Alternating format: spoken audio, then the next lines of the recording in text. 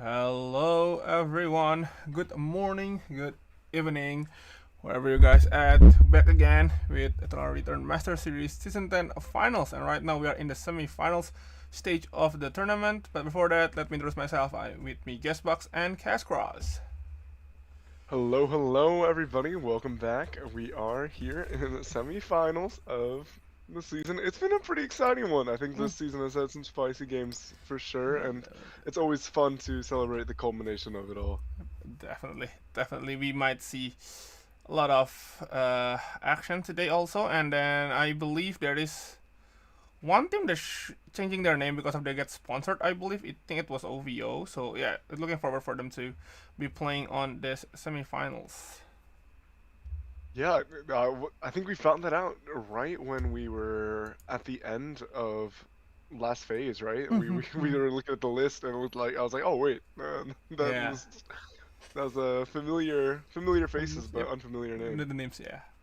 And but I think before that, before we go into the game, we're gonna probably tell you guys how the tournament will work. For now, use the schedule. It is last 2 week it is the LCQ, and right now we are in the semifinals, and tomorrow will be the grand finals, and the prize pool is on the 2 million crown one. Point metric still the same, and yeah, that's basically it. And tomorrow will be 2 p.m. Korean time, so it should be around what 12 a.m. for you people in the states, I Yeah, think. so 1 Yeah. p.m.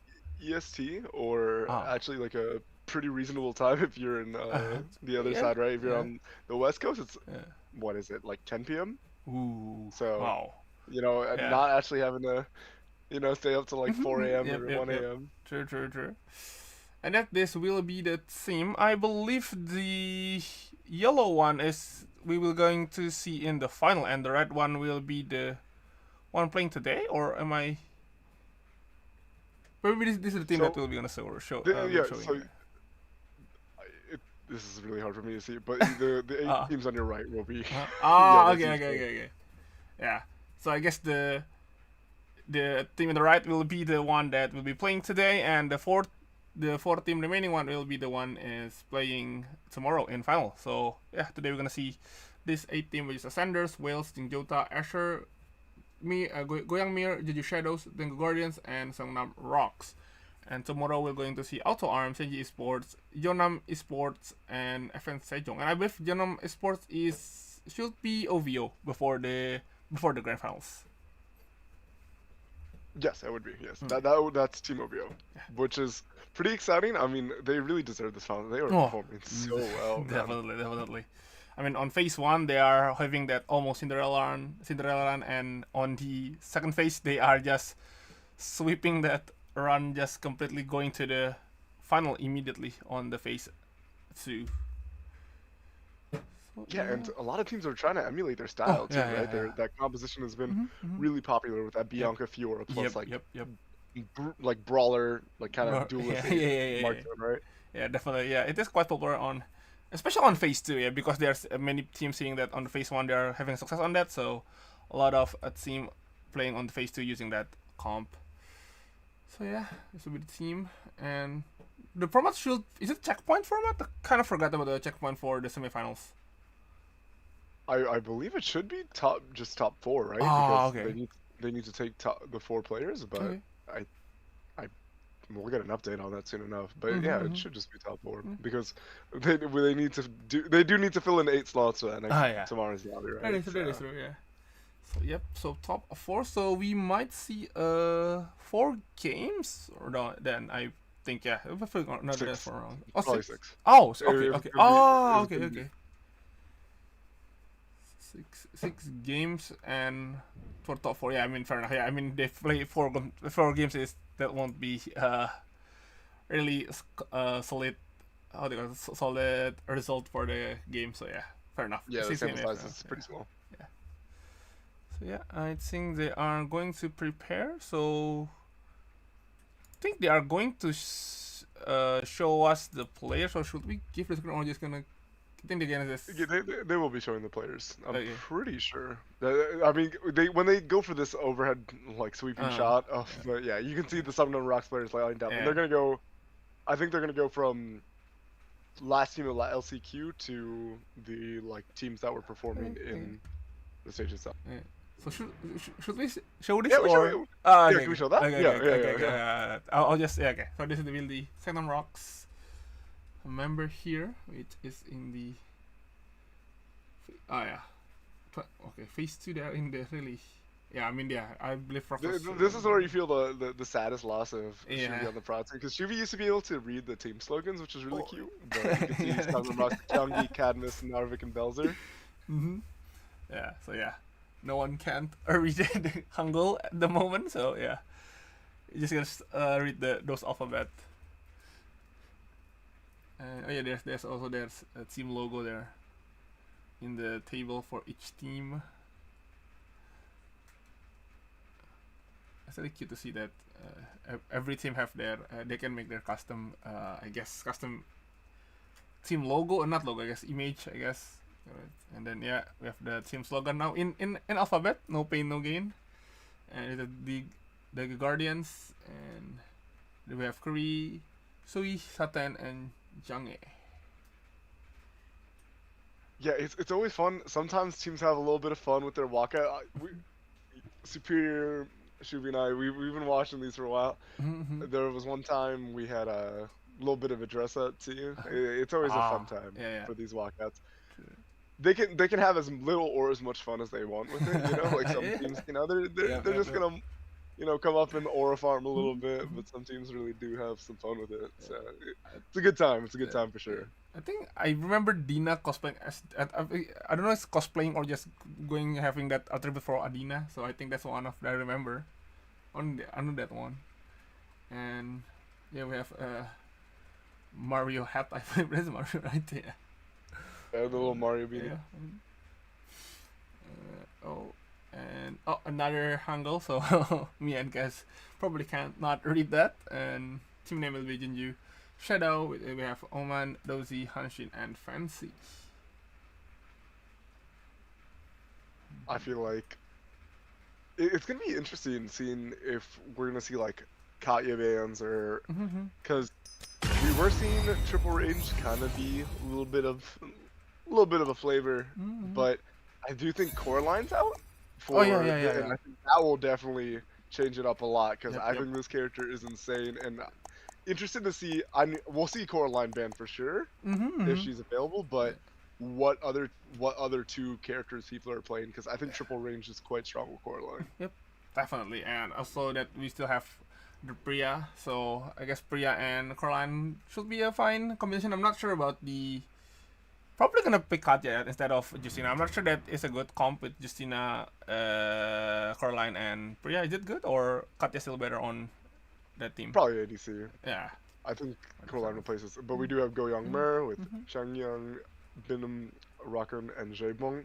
I think the I think the Justina gets replaced by Coraline. I think, and you'll probably see Justina come out if Coraline gets banned. Fair enough. I'm pretty sure we're playing on the Coraline patch. Usually it's like 1 week behind, but Coraline's been out for a little bit, has some time to marinate. She is incredibly strong though, so we'll definitely see her come out if she is available for the players to play. Definitely. I mean, she did get toned down a little bit in the live patch, but so let's her see. kid is so strong in comp. Yeah. It's gonna take a. Yeah, I don't think you're not gonna see her in her current state. She's super strong. Definitely. And this will be. We're gonna have fan favorite. Oh yeah, you're right. There's a Asher, and it's another Hangul, so we can read it. So yeah, it's Asher. We have Chell, Pete, Siko, and Iona. They did end up in 4th place in phase 2. Oh yeah. It is interesting seeing Team Asher without G-Work there. Yeah. This was so maybe not as fan favorite as they used to be when they had G-Work, because I know G-Work is like a Western icon, right? Yeah. True. Yeah, that is true. So, I think G-Work is. Where did G-Work go? I think it was Wells. With right? Oh yeah, Wells. Yeah, you're right. It was with the Chloe Man and the Eva. I mean. It was Storm Chaser, I believe, yeah. Storm Chaser, the go. I mean, the go. There's only one Ava that's gonna True. be played in here. True. Correct. And yeah. And we'll have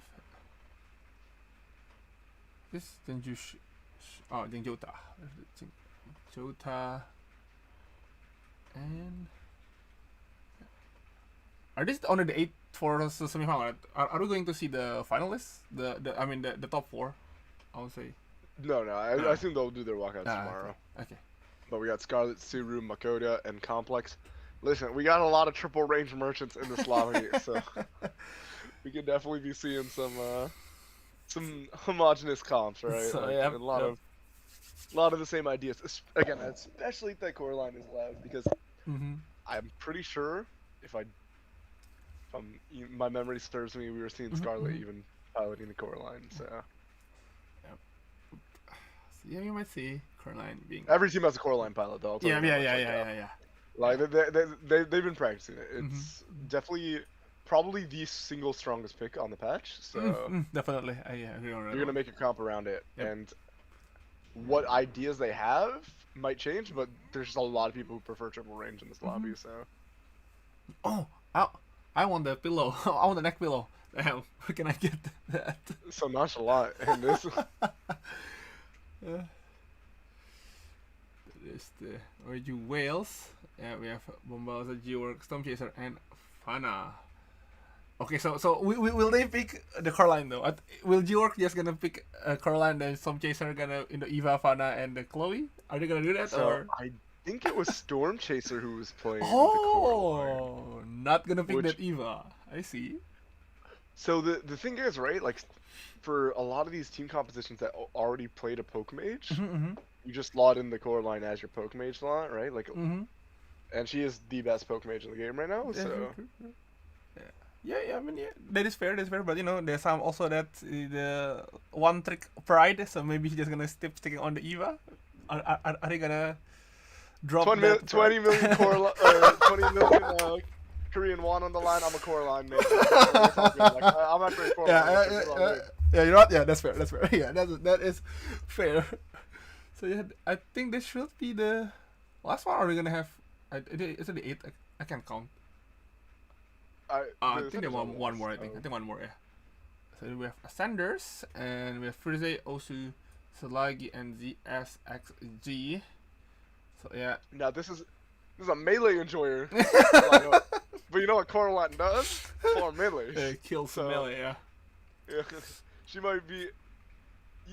I mean, she doesn't have like really a losing matchup right now. I think. Definitely. But she's really good at cutting melees out, right? Because she can double root them with the mirror setup, which quite powerful. That is crazy, honestly. Like you can do like the double snare into the passive procs into a ton of damage. That is insane. And and it's not just the core line who's hitting them. Yeah, but you see them all sitting now. Yep. This is I think getting to watch like the stadium is always so hype. Like I think it's so sick. Definitely. So yeah, the team are all set. So I think we are gonna just make some more little adjustment before going to start into the game immediately. So yeah, really looking forward for how the games will be seeing. And again, right now the patch. I mean, even the live patch or even one patch before the live patch, it should be a Coraline as the strongest pick. So yeah, we might see Coraline being picked or even banned. I mean, if she's available, she's getting picked, and you're gonna see. Honestly, if you're a team that doesn't want to play Coraline, you play Coraline anyways because you don't want to see other teams play. Yeah. Fair. You're trying to get it banned out. Fair. Yeah. We're definitely gonna see her make a splash. Her kit is just—it's the same theory as Justina, right? Justina's kit is just like tailor-made for comp, and I think Coraline might be even better in comp than Justina. Because she has a longer effective range. Oh yeah. Her safety tool is on a shorter cooldown. And her her neutral is probably best in class. Yep. And like incredibly impressive to play against. So Definitely. Character will expect to see her going forward in competitive unless they do some works. unjust things to her numbers. The character's kit is just perfect for comp. Yep, It is what yep, it is. definitely. I mean, Same thing with Yustine. Justina downside is that she doesn't have really enough of a crowd control. While I guess Caroline do have that snare that can help, I guess, start a fight. The only difference is that Yustine is slightly more mobile, but Oh. the emergency safety tool, Mm-hmm. I actually think, if you compare Asher Burst, Mm-hmm. like Coraline's is just on a short cooldown. Yeah, definitely. I believe if you hit the skill shots, you have the reduction on the cooldown on the ult. I kind of forgot. Is it right? Yes, I think. Yeah. I think, or is it related to the auto? It's one of the two, and I'm pretty sure it's skill based though. Mm-hmm. It's so strong. Yeah, definitely. So, I think there's no reason for this team to not pick Caroline, honestly. So yeah, we are. Yeah, I guess. But if you're a fan of the character, I mean. Oh yeah, definitely. It's also exciting to see the new character immediately have some impact. Yep. We haven't really seen Fender though. In the other hand, like Fender has already been out from phase 1 before, but we haven't really seen Fender being picked. We saw it once. Yeah. I There's think Hyde was playing it. I think Hyde. I forgot. They pivoted between the Kathy and the Fenrir, but I think when it was like when a certain character got banned, I can't remember off the top of my head. I see. So yeah. Gonna be just gonna see waiting. Just the Korean side is still promoting some drinks that they have, but we don't have in our side. And yeah. Yeah, it's good old water on the Western production. We don't got the fancy energy drinks. Yeah. Oh. Yeah, here. Can we see? Here, there's the fan. See, they are flexing on their merch. I want those merch. Where can I buy you one? I'm so. It's so fun to see people make fan signs. Oh yeah. It's like for me, this is like the most fun part about casting ERM is honestly just seeing what the fans do. Yeah. Like, True. That human interaction that you get from an in-person event is just so special. Definitely. Oh, yeah, we see again. Look at that nice art on the Aiden there. Yeah, the fan signs are always so good. It is. It's definitely. It's incredible how many people are just so talented at this stuff because you don't got a lot of time to draw them either, honestly. Because when you show up to the stadium, you get them handed out like maybe like 20-30 minutes beforehand, but like they got these really intricate and lovely fan signs. It's so dope, man. You know, speed running on that art sign. Yeah, crazy, very cool, and yeah. Not just black and white. They do see they even gave color into the Tazia. Wow. And yeah, I want that whistle. I want Bori. I want the Bori pillow. The Bori pillow is awesome. We were seeing somebody on Ash.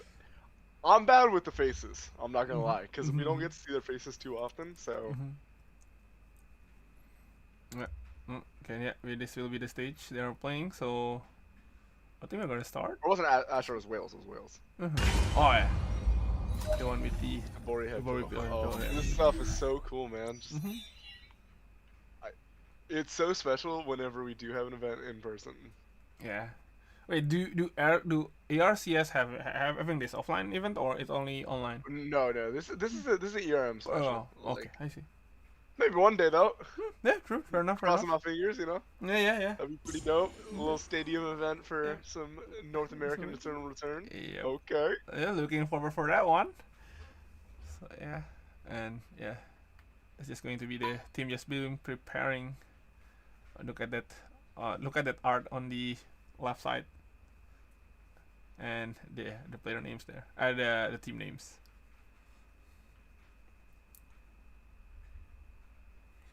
Okay, so yeah, I think Yana still waiting for them to prepare, and hopefully it is a LAN. So we hope there will be no don't want to jinx it though, no problem. So yeah. I mean, if you see some cups near the players' keyboards, there's always a chance for a tech pause. That's all I'm saying. And there you go. You guys, we get the names. We have the name now. No, don't show us the cup. Oh. I believe that is the sponsored drink to Yeah. Eugene. No, we were seeing that on the. I don't think we were showing the casters, but that was on the caster's desk. So. Yep. Yeah. Probably still a bit more time preparing to be start and wait. Ooh. Yeah. Okay. It's like good energy though from the players' end. Oh yeah. I mean it is. I mean it's 5 p.m. in their side, so yeah. Yeah, and also like you're probably just happy to be here. Oh. I think Oh, even yeah, just making definitely. it semifinals, you've earned some dough for yourself if I remember correctly. So Definitely. you know the now you're just seeing how much you can rack up, right? Or Yeah. seeing if you win it all. Yep. It's always nice to be in, the top. What is this, top 12? So, Yeah. It's 12 stuff. Yeah. So, yeah. It's start soon. And wait, are this going to be the pick and ban in this also in the in this format, or are we gonna see the full screen on the character pick and ban? Oh, we'll definitely see the full screen on the characters. Okay. I think they're just getting situated. You saw some thumbs up towards the prod team, I'm pretty sure. So I think teams are still getting ready. Yep. Usually you see, I don't know if they're doing it this time around, but if you look at the players' computers, I don't know if this is the art that you're gonna see on every, but usually they have their team art for the season on the player. Yeah, you're seeing it right now. Yep. Yeah, I wanted to point that out. So if you look at the players like desk setup, right, you'll actually see their team's art for the season. Yeah, that's really cute. I think there is every team have one, right, and they can just commission to anyone, right? Yeah, I'm at this point. Usually these are the teams that, if you make it this deep, you're just gonna commission the art anyways, right? But true. Most teams will get art commissioned at some point, and they can choose. But we are seeing the character selection. Oh, maybe Coraline isn't allowed. Oh no, never mind. I lied. Sorry. We have Coraline too. Oh yeah, see. I saw Storm Chase around here. But we were gonna see but yeah, so it won't be Scarlet. Actually, so I guess because I'm seeing Satan also busting out the Emma. So I wonder if this is something that like went around in scrims, like this Emma Coraline lineup, that is like something kind of powerful.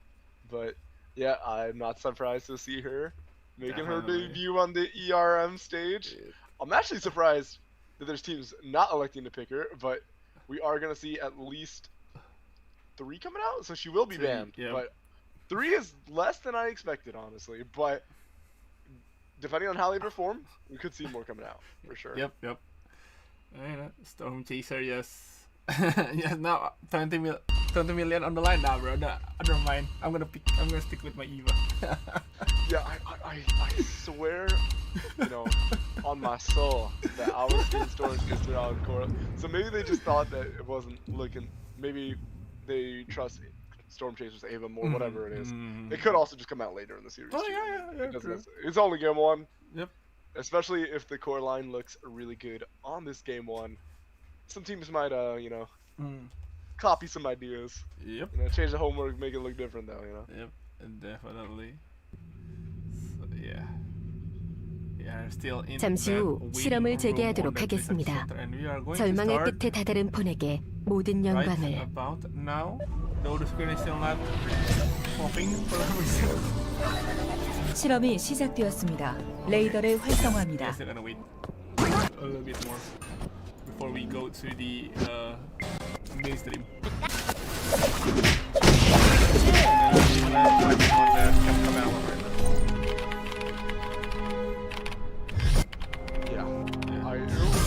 They're probably loaded in, it still lands. So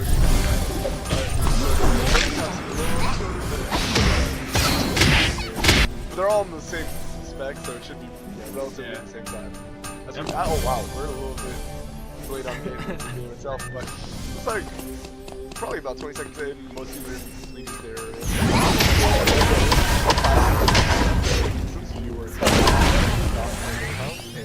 Look for some early aggression with this Nikki.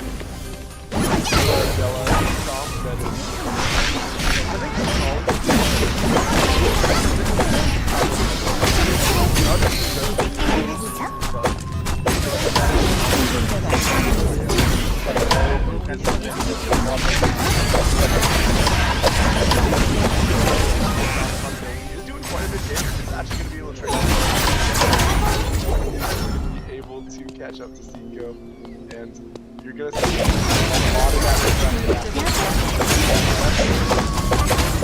good.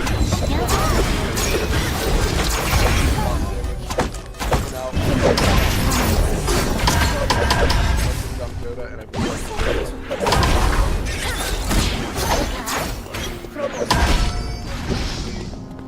가장 효율적인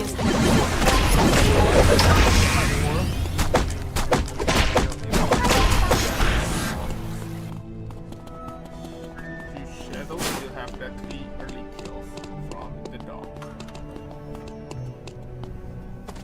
So one thing I'm noticing on the Ascenders is they're not going with the Blair identities today, with the Blair kind. They're just going to 필요해.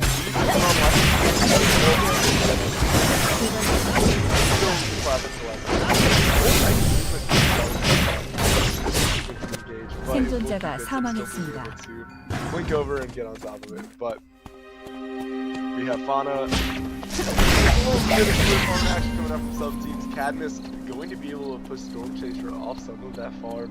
Going to have to group up with a little less on the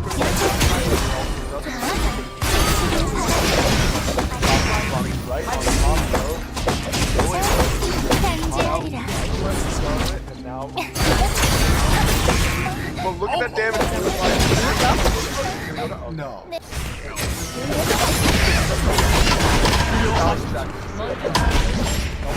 생존자가 사망했습니다.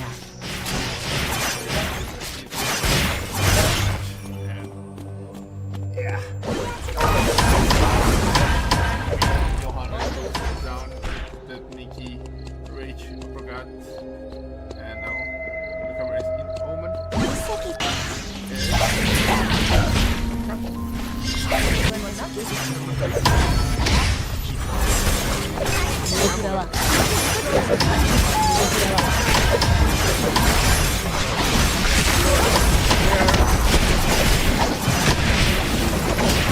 Oh, wait a minute. You're not. The Johan one second.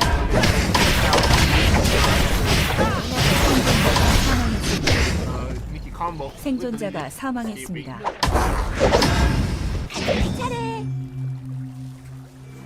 Great move though.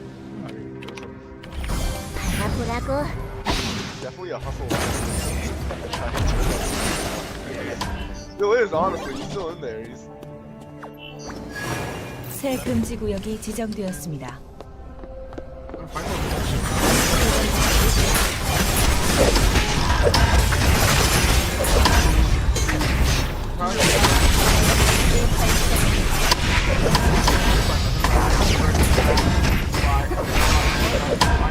Down 보면서 쉬자고. as a member of me and beat them. Well, let's wait a little bit for 20 seconds before they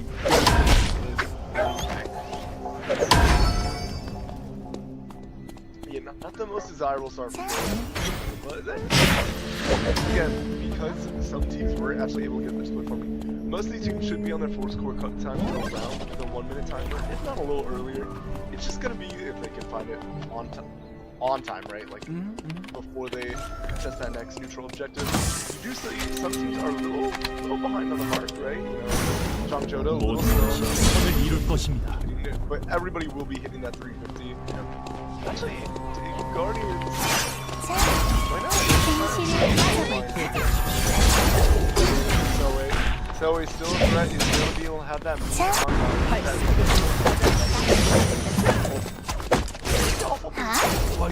편지하리라. I mean, I'm surprised to see Curry going for a little triangulation play, but. 선을 이룰 것입니다. 사라질 we 것입니다. are just going to run away. Won't be challenging this team for now.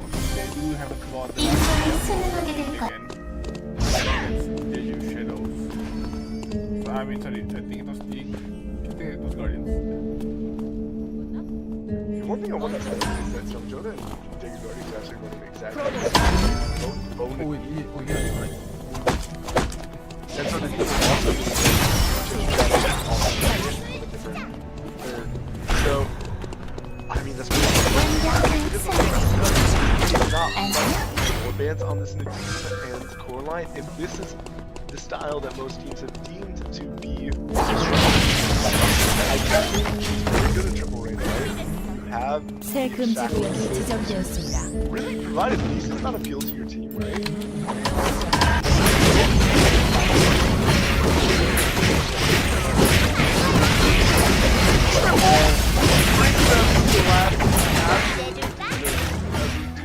Entirety of Go Young versus I mean it's a masterclass, what can I say? Now it will only be that Johan going down, so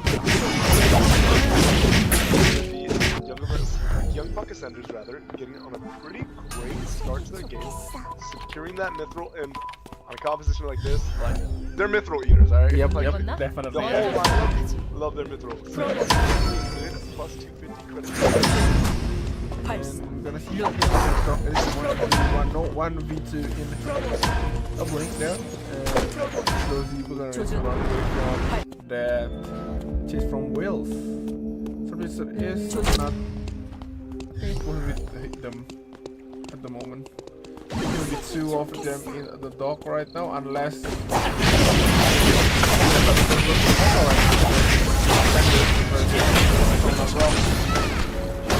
I mean, they want to try to get in, but the Jenny just deals so much damage. He's getting forced down.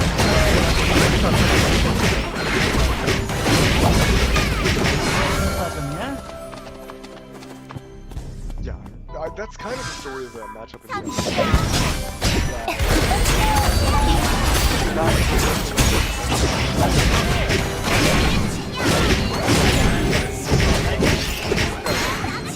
Death Ball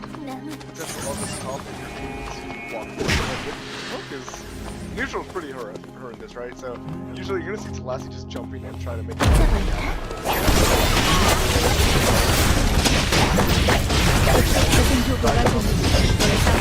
One way to deal with team on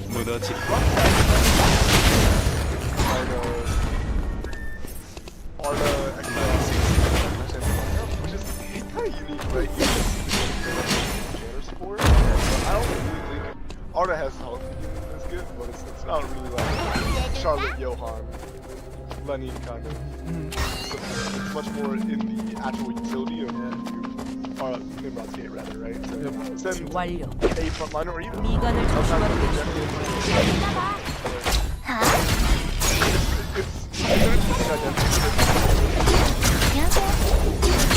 Jenny is, I guess, similar to Goldie in a sense, like are playing quite close to them and the also with the Free Dead passive is quite really good in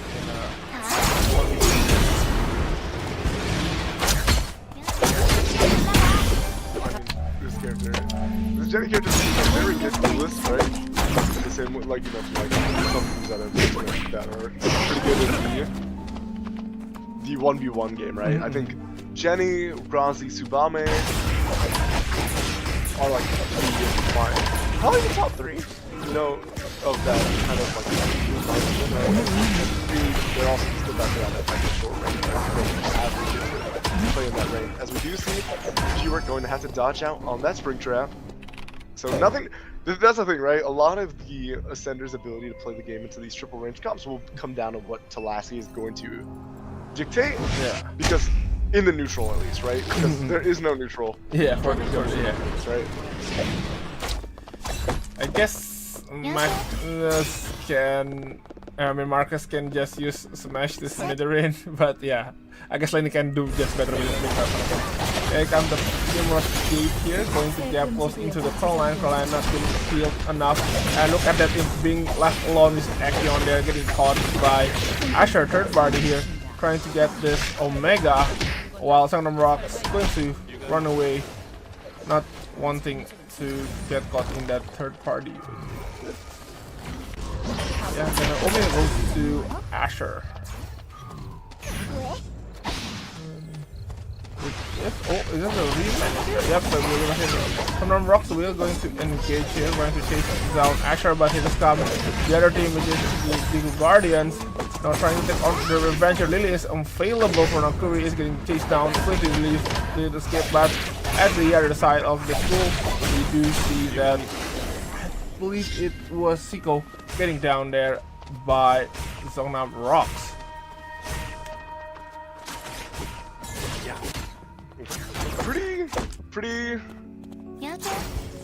Pretty risky contest, honestly, on that Omega, but we're gonna see a lot of teams right now probably just try to extend whatever lead they have and take some zone control.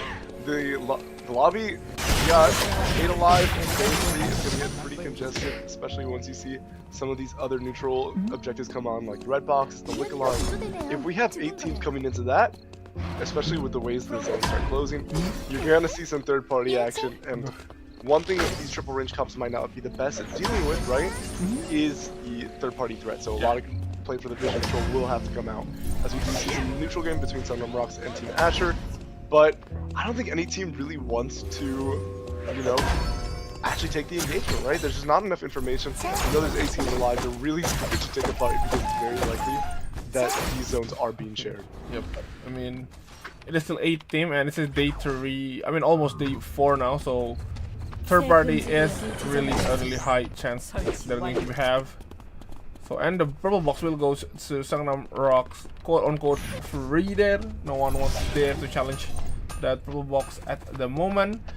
And the Guardian will just gonna run away from that hotel, and right now I think it is Asher versus Rocks. The item is quite ahead here for Asher right now, but actually just trying to kill all this backline.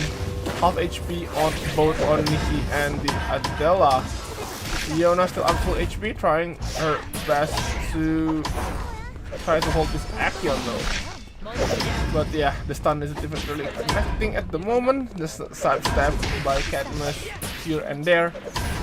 They're trying to steal Solan's one, and look at that Adela trying to get into the backline, but not enough. And so there's the 1v1 with that Akion range uppercut into the Jenny. Jay now lose that play dead. Play is gone, but managed to run away. Adela getting zoned out by Cadmus there. Almost. Tail almost goes down, but finally gets the kill on the Arda. Now 2 vs 2. Can they do it this one? But the third party potential we are seeing in the map here. We do see that Lenny from Ascenders might third party this fight. Going to Lily here for Yona. Not able to escape from this Akion. This is actually just super sticky. Nimrod Gate being activated. Needs some little more time to get it back online. Not yet. Oh, he's going to get, and I think this should be it for Yuna. Oh my god, that Nimrod Gate is just crazy. For chasing. It's so good at keeping that pressure, right? Yep. It's pretty impossible to run away from an Arda team for the most part, right? And you're even seeing that Team Mer already feeling forced to start using that Lumi res, right? Because you just, it's so congested. The map is just, there's so many teams, so concentrated amount of spaces.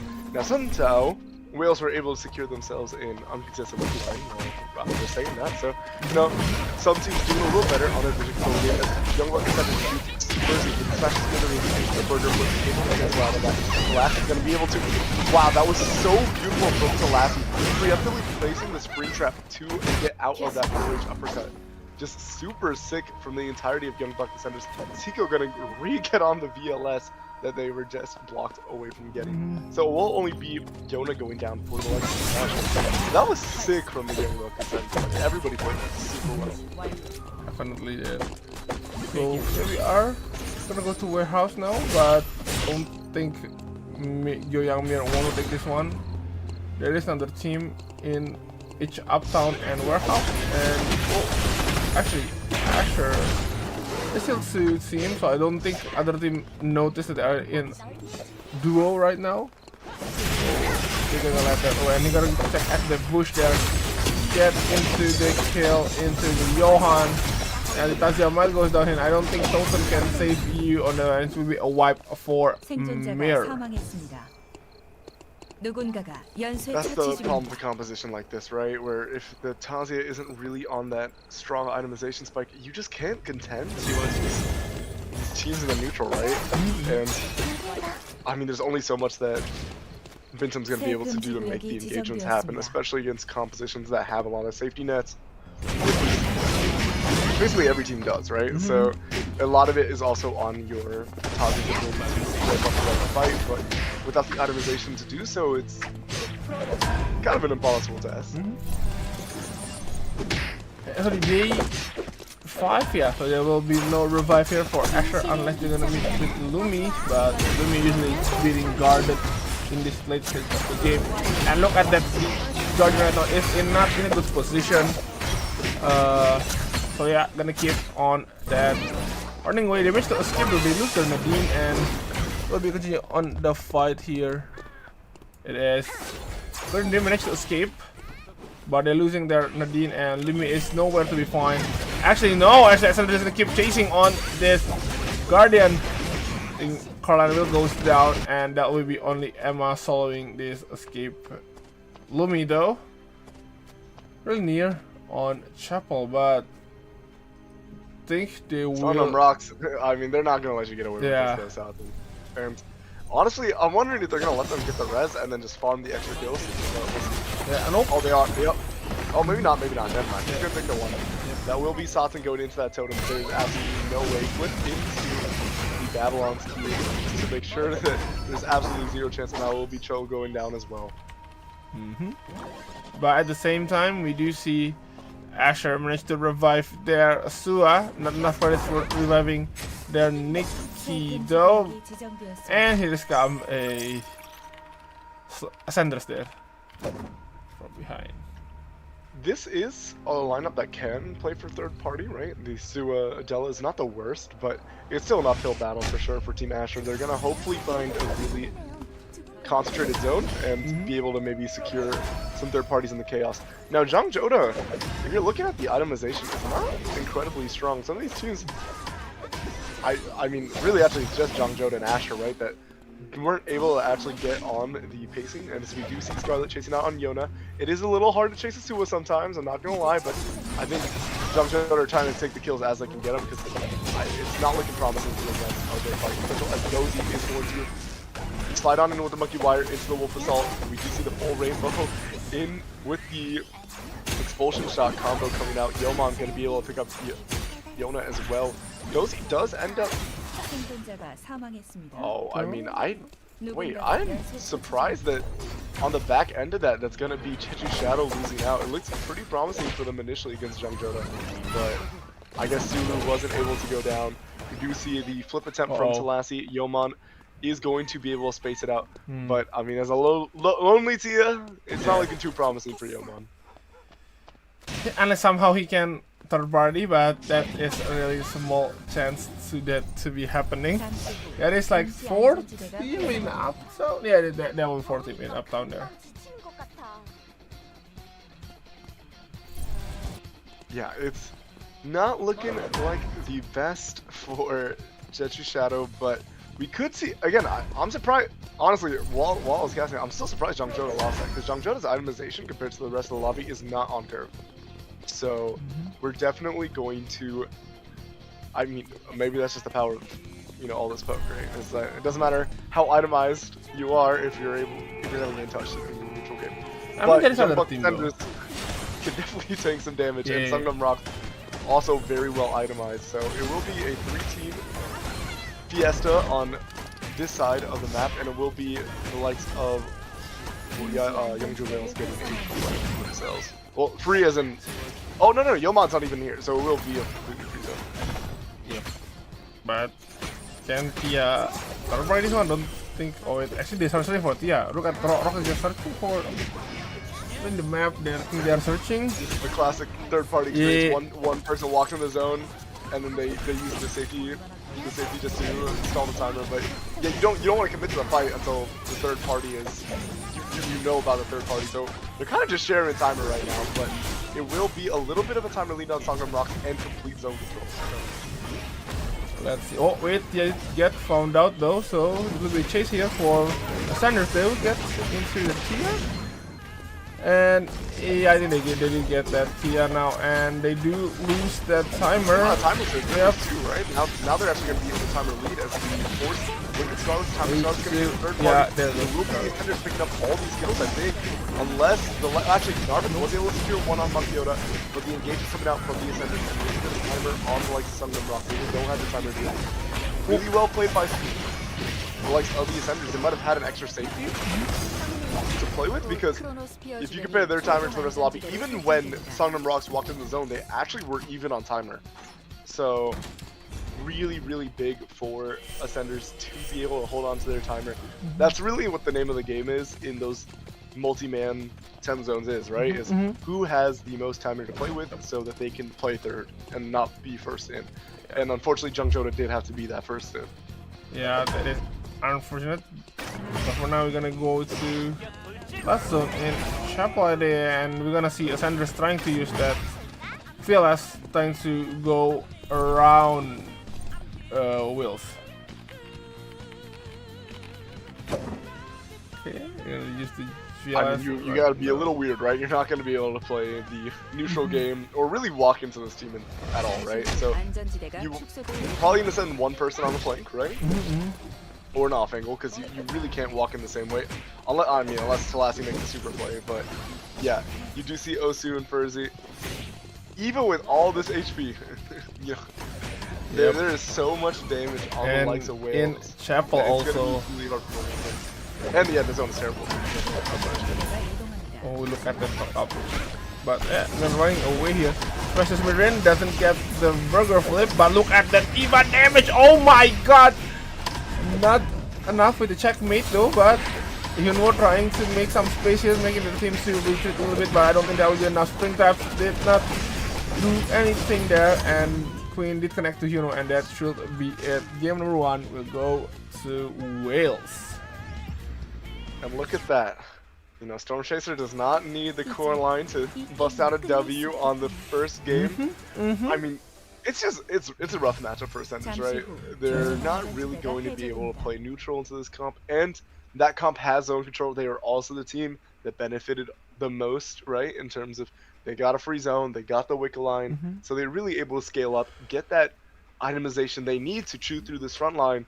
And I mean, you were seeing the damage from Storm Chaser. It was so much damage just walking in against this team composition. They even got the Soul Stealer engage, right? They forced out a little bit of positioning from them, but the whole time you're from Storm Chaser on that Ava, right? The VF eruption is just absolutely melting the HP bars, and yeah, it's the kind of matchup where you're like, okay, hopefully we can just farm more points before we get into that matchup, because it's a really uphill battle once we get there. Yep, definitely. I mean, at the same time, it is a believe not a checkpoint system. So I mean, looking at Sanders' kills, they do have a lot of points before, so that should be fine if they just keep that momentum. Though they are going to be having a difficult time to win the game just because of there's a lot of too many triple backline comps right at the moment.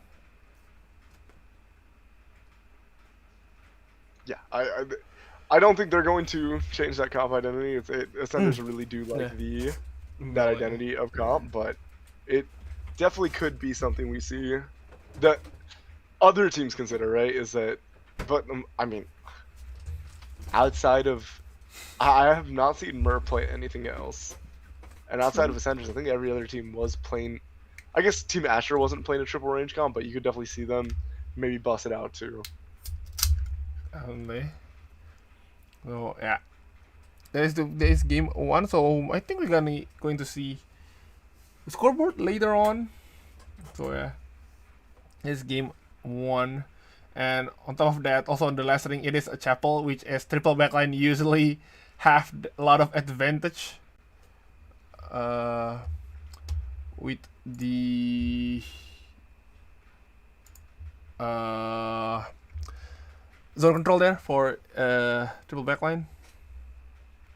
Yeah, it's always really hard to walk into a composition like that, right? When they have control of the zone, it's really impressive. Even if they didn't have like complete zone control, I don't know how Ascenders are supposed to play neutral into Yeah. the likes of Youngja Whales. Like it's not very tenable.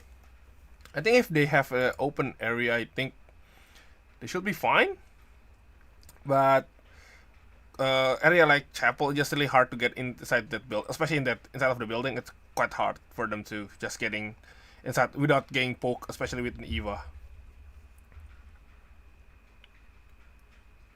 Yeah, it's definitely difficult to walk through that team.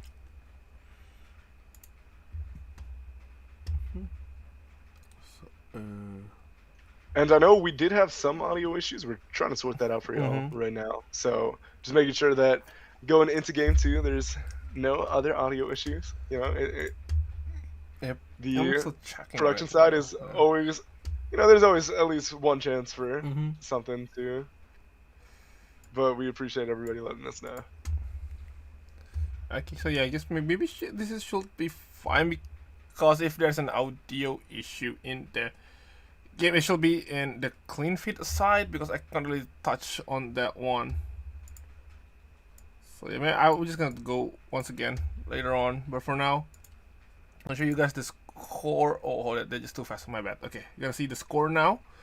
Ascenders with the 20 points there, and Wales with 18.5 points, I think 1.5 point behind, and Zonam Rocks with 11 points, Jinjang Shadow with 7.5 points, Jinjota with 7 points, Asher 6.5, the Guardians 50 points, and Mir with that 2 points on the last place. I mean, it's game 1, so just a brief score here. Nothing going to be change. I mean, there will be changing a lot on this game too, and also it will be a 6-round game. So yeah, there's still a lot of chance for this team to play and gain some more points.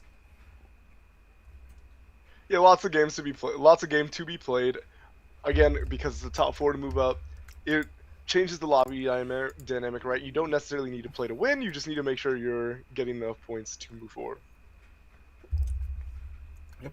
So for now, we'll wait a little bit here before we go to jump to the game 2, and hopefully the issue is resolved, because not sure if I can do the audio. Y'all just keep us posted. I'll have eyes on the chat. Yeah. So that we can get that addressed. Sorry about that for the game 1, but at least y'all had the game, and I think in general, we'll probably be seeing most of the same idea. We do know that Nadine and Coraline is going to be banned going into game 2, so. Yeah. But I don't know if that means the identity of these comps are going to change necessarily. I think you're actually going to still see these teams bust out the triple range.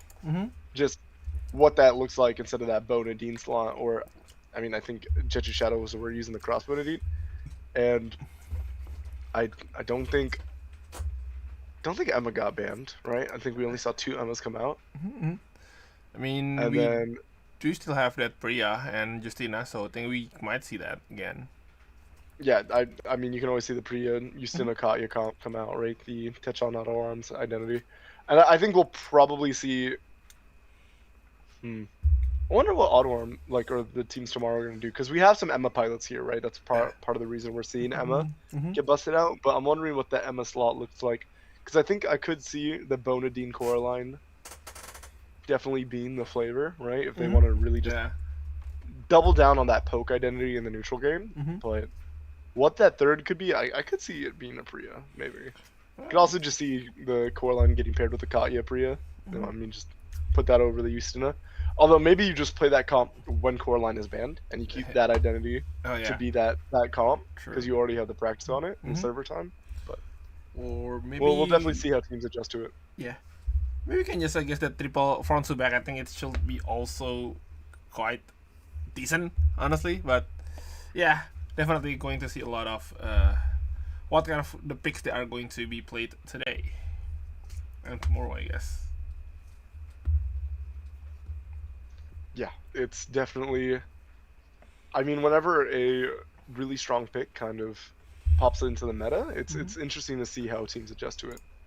And yeah, I think the LAN studio is already in the screen, so we're going to go into the Kratos like very soon from now. I am excited to see what adjustments teams make, if any. They might not make them this game outside of just pivoting comps a little bit, but looks like Jung Joda is going to stick to Yep. the Emma identity. And yeah, Daegu Guardians are going to pivot over to that Justina Priya, and we're probably going to see the Katya come out last. Looks like Young Buck Extenders are going to stick to their guns. I think unless we see GLXG come out, we're not going to see the Blair comp really, right? And then the Furzu Kenneth, but Daegu Guardians actually putting Curry on the Rio maybe in that comp instead.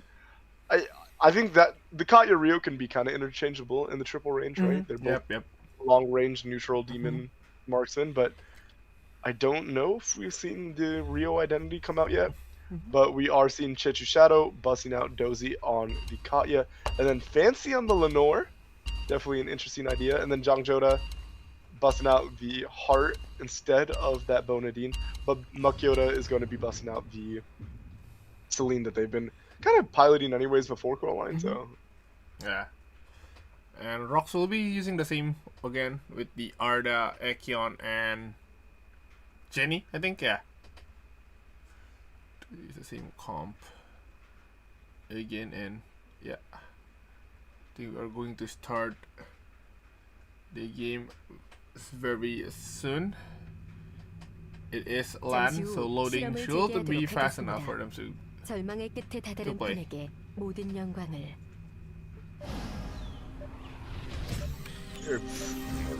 it's interesting because we also get some player expression. I think the one thing that if I could make any adjustment, I'd love to see player reactions to if we ever get replays, right? What players react to on either side, right? Either when they make the play or when they get the play made on them, because those are always fun. But it is fun seeing the players prep up, get ready. You can sometimes see some. Oh, we are in game now, so we should be probably get in the game feed. You know, after a little dolly cam zoom in of the ERM. In the middle. Is that like a stage? It looks like a hockey puck. Yeah, it's a stage. I'm gonna get to Priya seizing around on from Chaser right now, but look at that Priya movement speed there, running away. Oh, look at that sidestep. Oh, wanna get with the sidestep from the Queen there, but so he's looking clean. With the movement. Okay. Wow, that was actually really well played by Zoe to at least stay alive as long as they did. A lot of time for Curry and Sasha to come in. Fauna is gonna have spots up sold. Sasha must have the Asherburst. And on the back of Zoe's, sprint-like movement, we're actually just Guardians putting the whales on a t-shirt and a bit of a break. And that is a break. And we're gonna go to Uptown immediately now. It is a fight, I want to say, as Sandra's going to be chased down by Jin Jotza. Nice spring tap there from Sally. So okay, he's gonna end up the chase there on this side on Uptown. And are we going to see here the fight against the Shadows and Whales? Nice Queen there, and no combo unfortunately.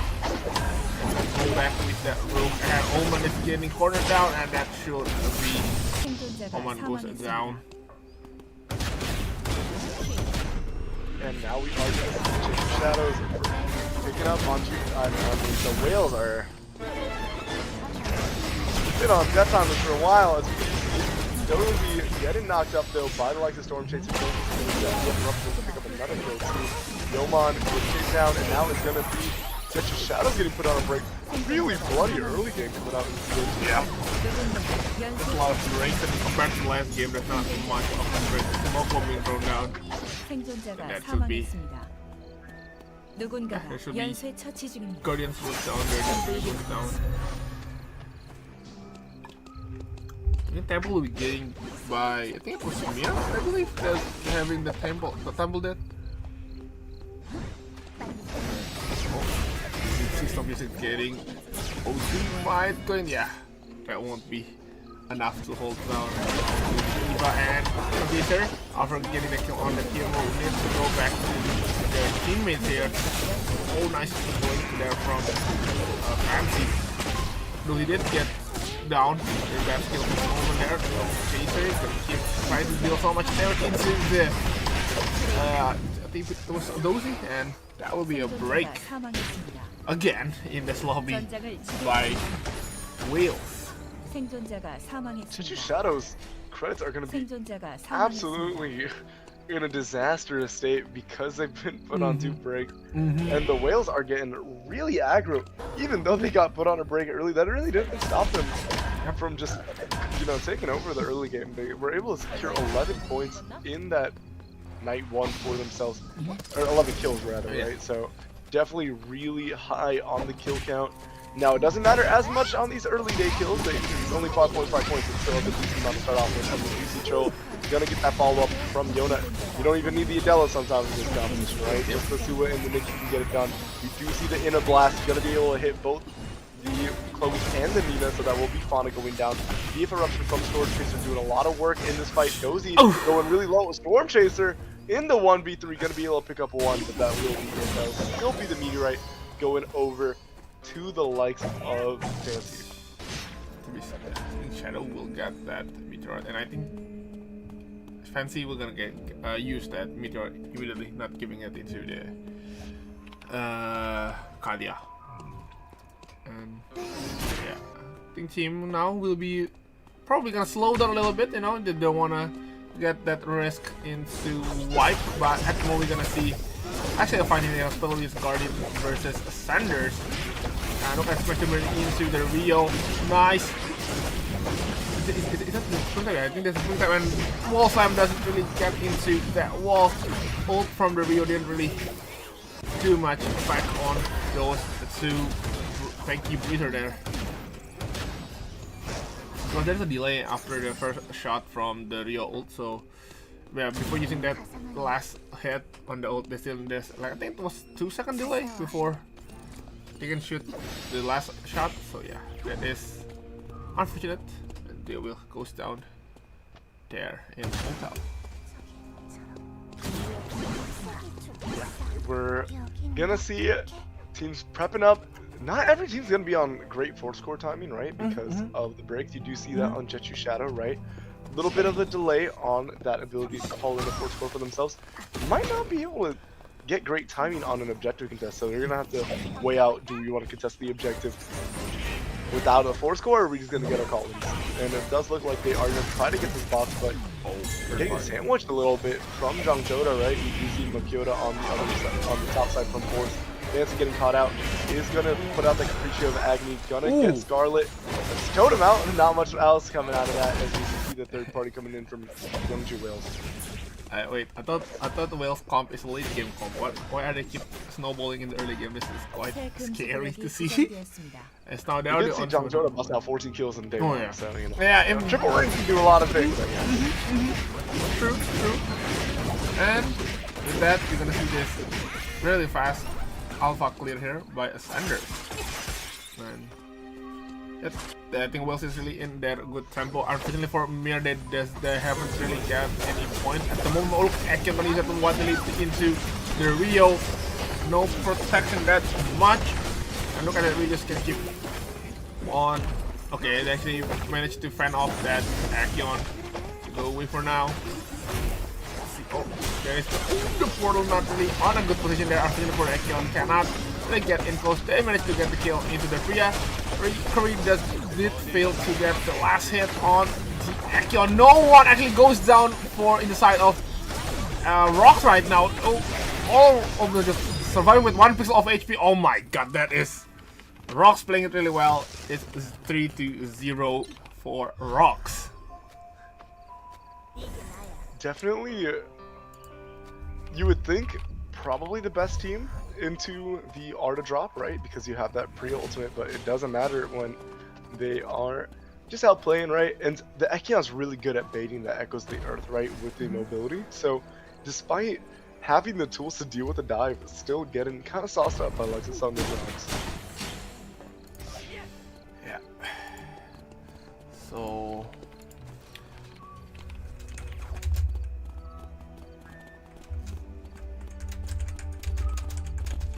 seen Mer, you know, kind of a quiet game for them. So we definitely will see if they're going to be able to have a little bit of a better game than they were able to in game 1. As we do see the Pure Rage uppercut from Choro gonna go directly on to the likes of Narvik, going to force out that acceptance speech, and that will be Narvik going down. Cabinet's gonna be able to immediately trade on Zico though, and this is a full HP Echion.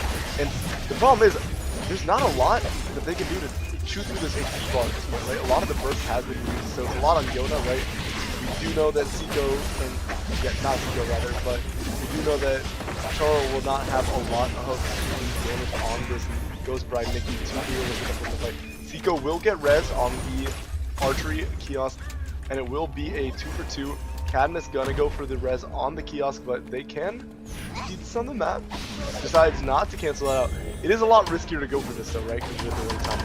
You see Cadmus back on the backline. Is on Zico and Yona. Just doing an immense amount of work on this fight. Such a nuisance for the likes of Asher, like so tanky. And we will see the Pure Rage uppercut, but I mean, with the force field, does this guy even take damage? That was an ultimate committed, but we're seeing him just absolutely destroy the likes of Asher. Basically 1v3 that fight. Yeah. It looks a little disturbing, I'm not gonna lie, but it's just not the comp. This comp has no answer for the Echion. Yeah, I mean, they also, I think it was a 4-item Echion, so it is quite difficult for them to actually win that fight, honestly.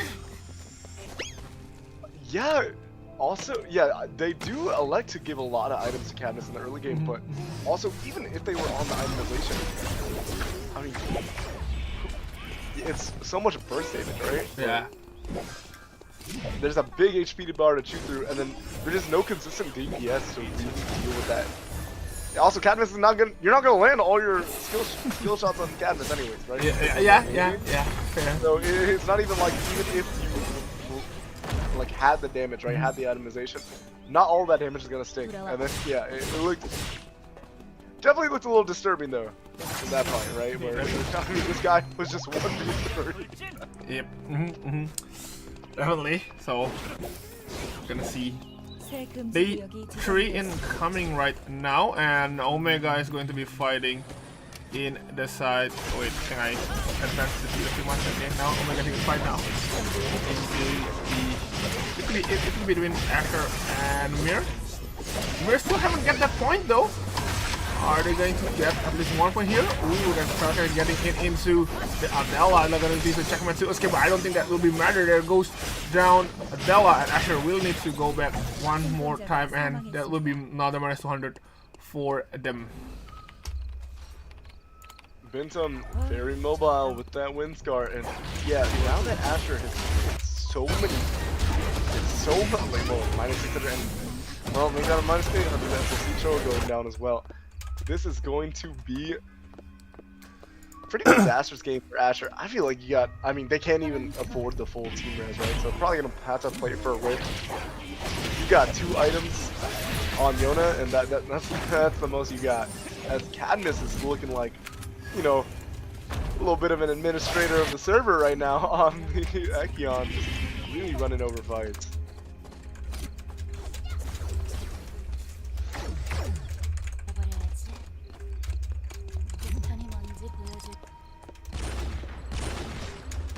We do see some neutral coming out from the likes of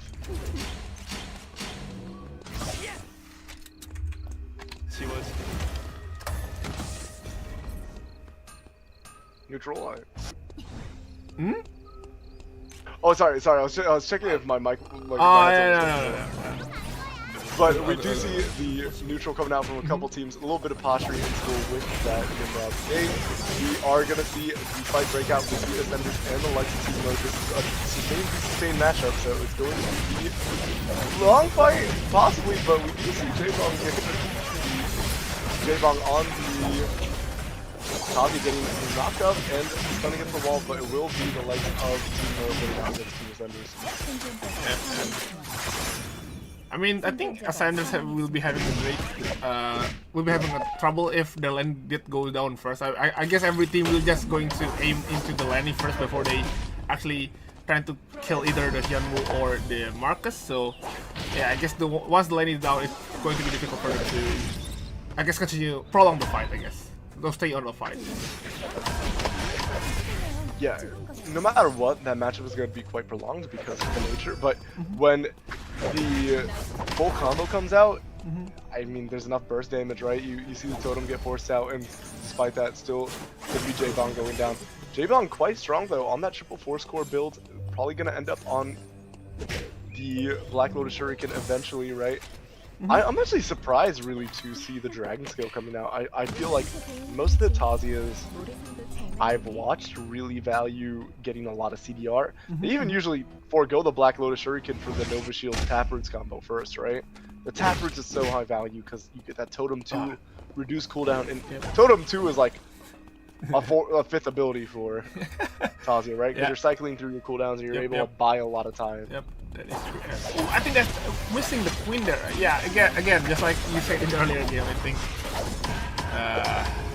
Asher will be having a bit difficult against the Sun and Rock.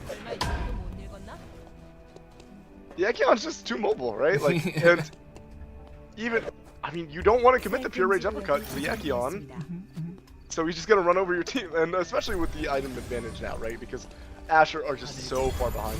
Osu gonna try, I mean, just, I guess under right under Mer's nose, he's gonna be able to snipe out. And a little bit of a devious, so that's coming out from the Whales again on the Wicked line.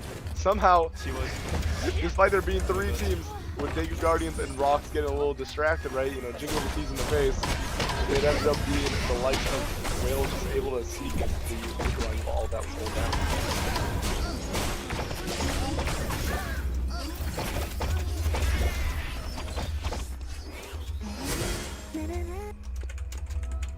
Okay.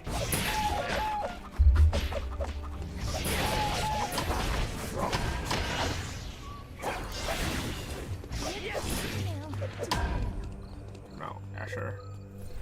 Yeah, Asher really not in a good position right now. I think it's only almost day 5, and they are actually the homeless one in the game right now. So I don't think Asher will be having a great game.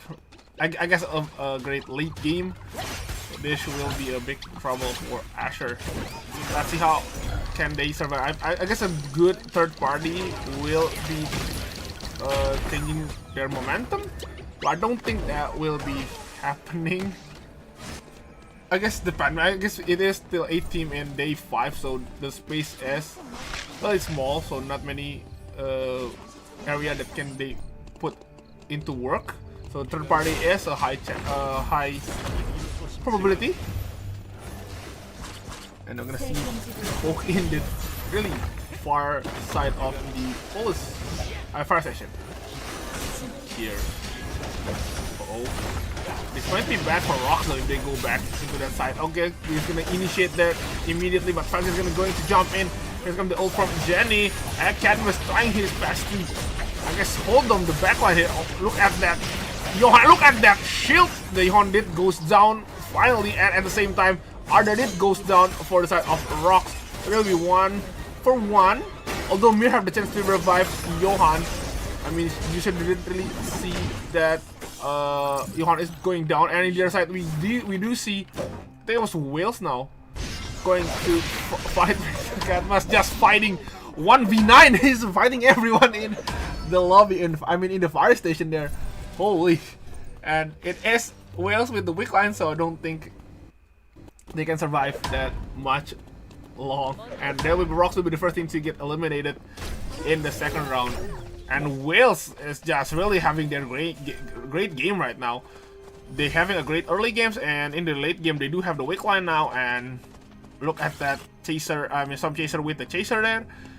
It is a really great game, looking really great for Wales. So I think are we going to see maybe a high chance that Wales will win this lobby once again. But it's still 17, so yeah, third party is still really trouble for Wales right now. Yeah, as we do see some neutral between the likes of Mur and Ascenders, but I don't think you're going to see a full commitment, right? If you don't have vision, it's this little crevice you're playing in is not the best idea. And yeah, you will see both teams kind of just handshake away the engagement because there's just not enough information on the map. But I could see, you know, some desperation coming out. Looking at some of the timers on the likes of Team Goyoung Mirror, right? Because of that really long exchange in Fire Station, they ended up bleeding out on some timer. And I just look at this smoking. He's gonna fight for wards there. I put wards, I destroy wards. Just keep fighting for that that small bush in that middle of that fight. And oh, there's still on it. Still fighting for that bush. And it's kind of, I guess it is a choke point there, so I don't want to put it. It's valuable because the thing is, you want, it's mainly just a secure padding around, right? In case you need to, you know, skirt around. Yeah. Especially for Chechu Shadow, right? Because they need to get in, and they want to get in without getting gate kept, right? So they they need two avenues so that they can switch between the two.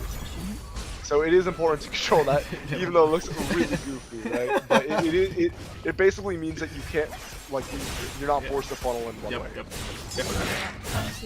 Now we have four teams here in a school, so yeah, Wales might be in trouble if they are getting third-party. But for now, we guys, oh my god, look at that damage into Yon. Not even have a chance to use the ult. This might be trouble for Mirror. And Farah trying to get the kill on Selassie, but that won't be enough. And I think this should be it unless Stasia second time 1v3 this one. I don't think that will be happening, and that should be terminate for Mir Sanders once again. Thursday with the super play again. That Smash Smithereens immediate burger flip on that Johan on Rapkin. You know, I'm not gonna lie, I don't love watching comps like these win because it definitely, it's a little disturbing when you see like this lineup and it's like, oh, we dealt damage. Oh, apparently the super tanks do. Oh, okay. I mean, sure. Yeah, I mean, Marcus is a tank that can deal damage somehow. So yeah. Like they're both. Yeah, true. Now, you know, we might see shades of game one getting echoed with Ascenders walking into the likes of the Whales.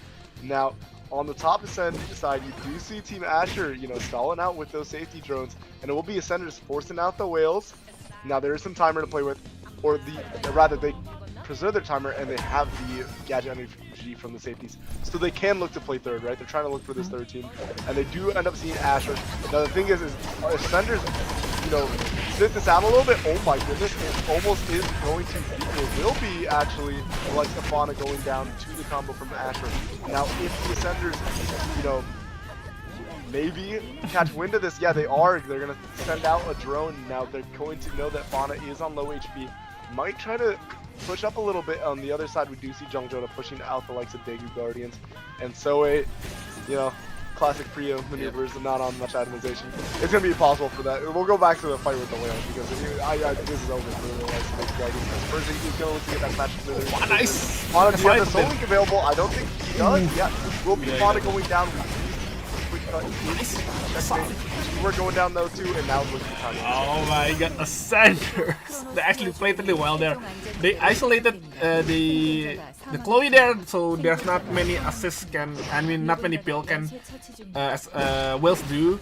I guess Eva can deal some damage, but at the same time Selassie actually hold on into the Eva there, so doesn't really deal so much damage into the Hyunmo and Marcus. Then so also Fan doesn't have that Soul Link because of the last I think fight. that's where that drone paid off for them. Right? They saw the lower HP on Fauna, which means you can make an inference that the Soul Link was probably forced, right? Definitely. So yeah, and also I think G-Work is a bit too far. I'm not sure too far just because of maybe Ascenders just know that G-Work is already trying to flank them, so they just engage onto the Fauna immediately. But for now, we are going to see the final fight. It is between Ascenders and Jota. Another triple backline, I want to say. So let's see here how Ascenders we're just gonna keep fighting against this triple backline. I think they're gonna fight there. Even if they go to the next, they're probably gonna see this a lot of their melee comp versus these triple backline monsters. This is the story of Ascenders. This all URM. But we're gonna see Jung Joda. You know, they don't got a lot to play with, but they do got that one choke under control. Don't you worry. They're walking forward, but you know, they got the Celine bombs to play with, and they are going to play for that repositioning of the Chronos here, right? But Verzi is not gonna let them get away with it. He's gonna force that flash to He's gonna force that Peacemaker, and now oh my god, this double push out of the Peacemaker, these guys are... Oh my god. Oh my... The bruiser characters run down these triple range characters. But yeah, the Soul Stealer engagement coming out after that, you know, the Smash Smithereens doesn't get that flip out, but it does force that Peacemaker. Yep. And you know what they're really good at?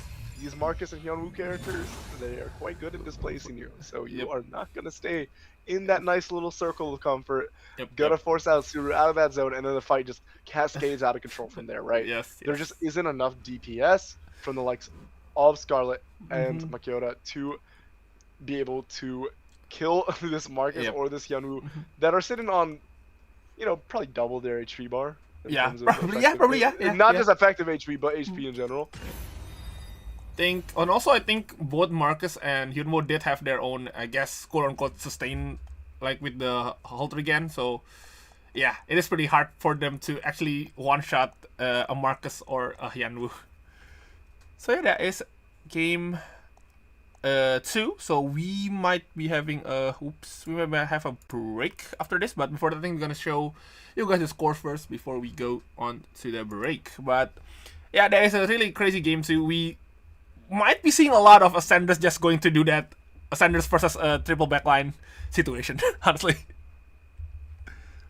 Yeah, I think one of the big changes is that they had the zone to work with to begin with, right? And then there was some effort to try to reposition for the Chronosphere, but at that point, there's a much more open terrain to play with. So you can actually look for an engage, right? When they were walking into the likes of the Youngju Whales last game, right? It was in a very tight choke, and they didn't have control of the zone, right? So they had to be the ones walking in to preserve that timer. Different story this game, and it looks a lot different, right? They're not eating like their entire HP bars just trying to get on top of characters, right? It also, there's not an Ava that's just VF eruptioning like for an entire duration of her bar into them. Yeah, I guess the zone really does matter there. I think if it's another Chapel zone, they might be having trouble because of just, I guess Eva is one of the that can hold into choke points, but at the same time, in school things pretty open, so there's a lot of ways for Ascenders to get into that zone and forcing out Whales to get out from that zone and use their safety zone, safety drone there. And we are going to go to show you guys the score.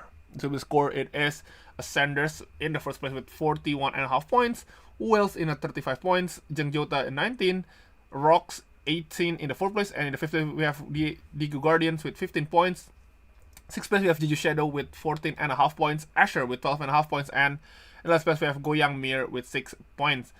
I guess 3rd place until 7 is really close. Even 8th, man. It's really just Youngju Whales and Ascenders dominating the lobby right now. So in the next couple games, any team can really catch up. Definitely. So yeah, I mean, we still have 4 more games, so there's still a lot of happening. So yeah, we cannot really say for sure that this team are in a good position, but I guess momentum-wise, I think they should be having a good momentum, especially for Ascenders and Whales. Absolutely. And again, like, just the performance matters quite a bit. Definitely. So we got 4 more games to play though, so definitely stay tuned. Again, we're sorry for the. Now, I'm gonna come to the defense of my man Gaz, but it was not on the stream end. We did have to fix up some stuff with the clean feed, but I think we sorted it all out. So don't think there will be any issues going forward. You can let us know during the break though. Yep, definitely. So yeah, right now we are going to go to the break, and yeah, if you guys find another issue with the stream, just put in the chat, and I think Cash Cross was guys gonna tell me about the issue. So yeah, see you guys in 5 minutes.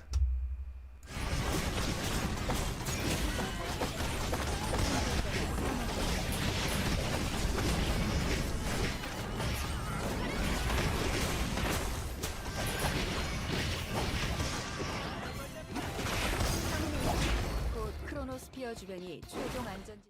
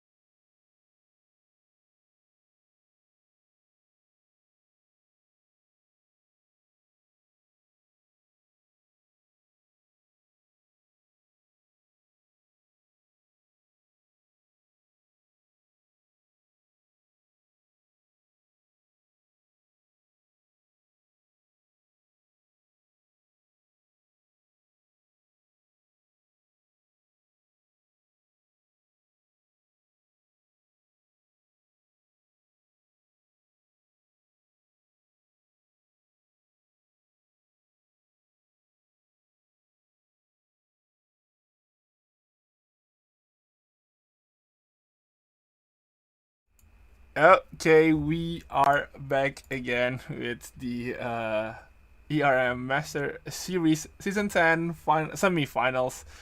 And yep, we're back again. And if you guys wondering why there is no audio during the ad break, there is a issue that they cannot play any audio during the LAN session. So yeah, there will be no audio on the break for the future, unless they announce something else that they can announce can use the audio.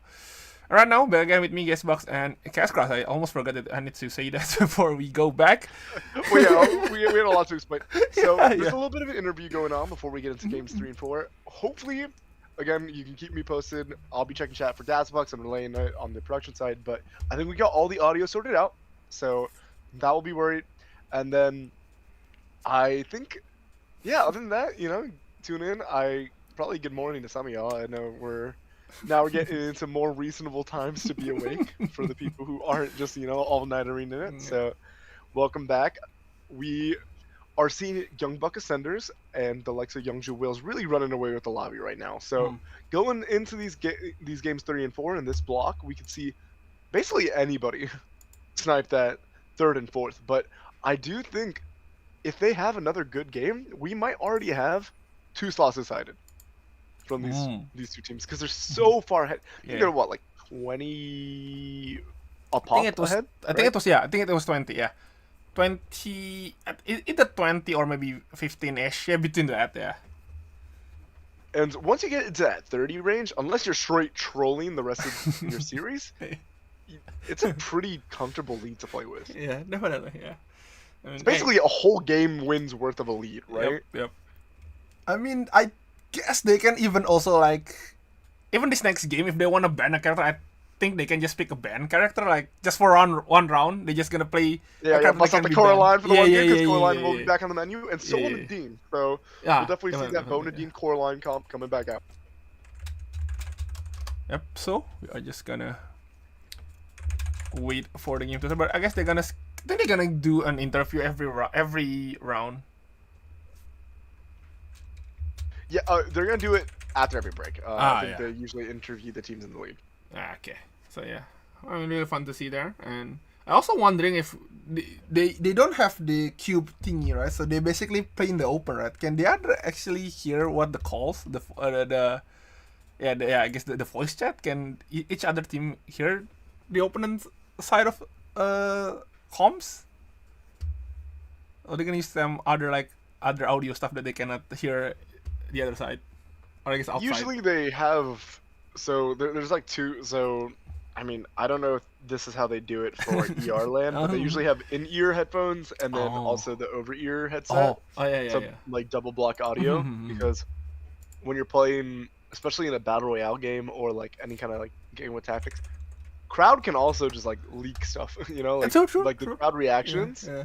Like if somebody's like, "Oh," when they walk by a bus or something, it's like, "Oh, well, let me throw a drone right here." Maybe. True. That is true. That is So something you that try we to can see. cancel out the crowd as much as possible. Yep, absolutely. So yeah, and I really want to go to this land sometime, but yeah, I guess I need to save my money up to go to Korea, I guess. Let's see. So yeah, think we are going to jump into the game a little bit more, but before that, just their side. Oh, are they gonna starting? I think. Oh yeah. Okay, we're just gonna show you guys the. Should we show you guys this the stage situation, stage condition? I guess. No, the fan art. It's the best. I mean, this is why. Mm-hmm. We need all these in-person events. I love this stuff. I eat up the cosplays, the fan signs. Mm-hmm. I mean, it's just so much fun, and somebody's rocking.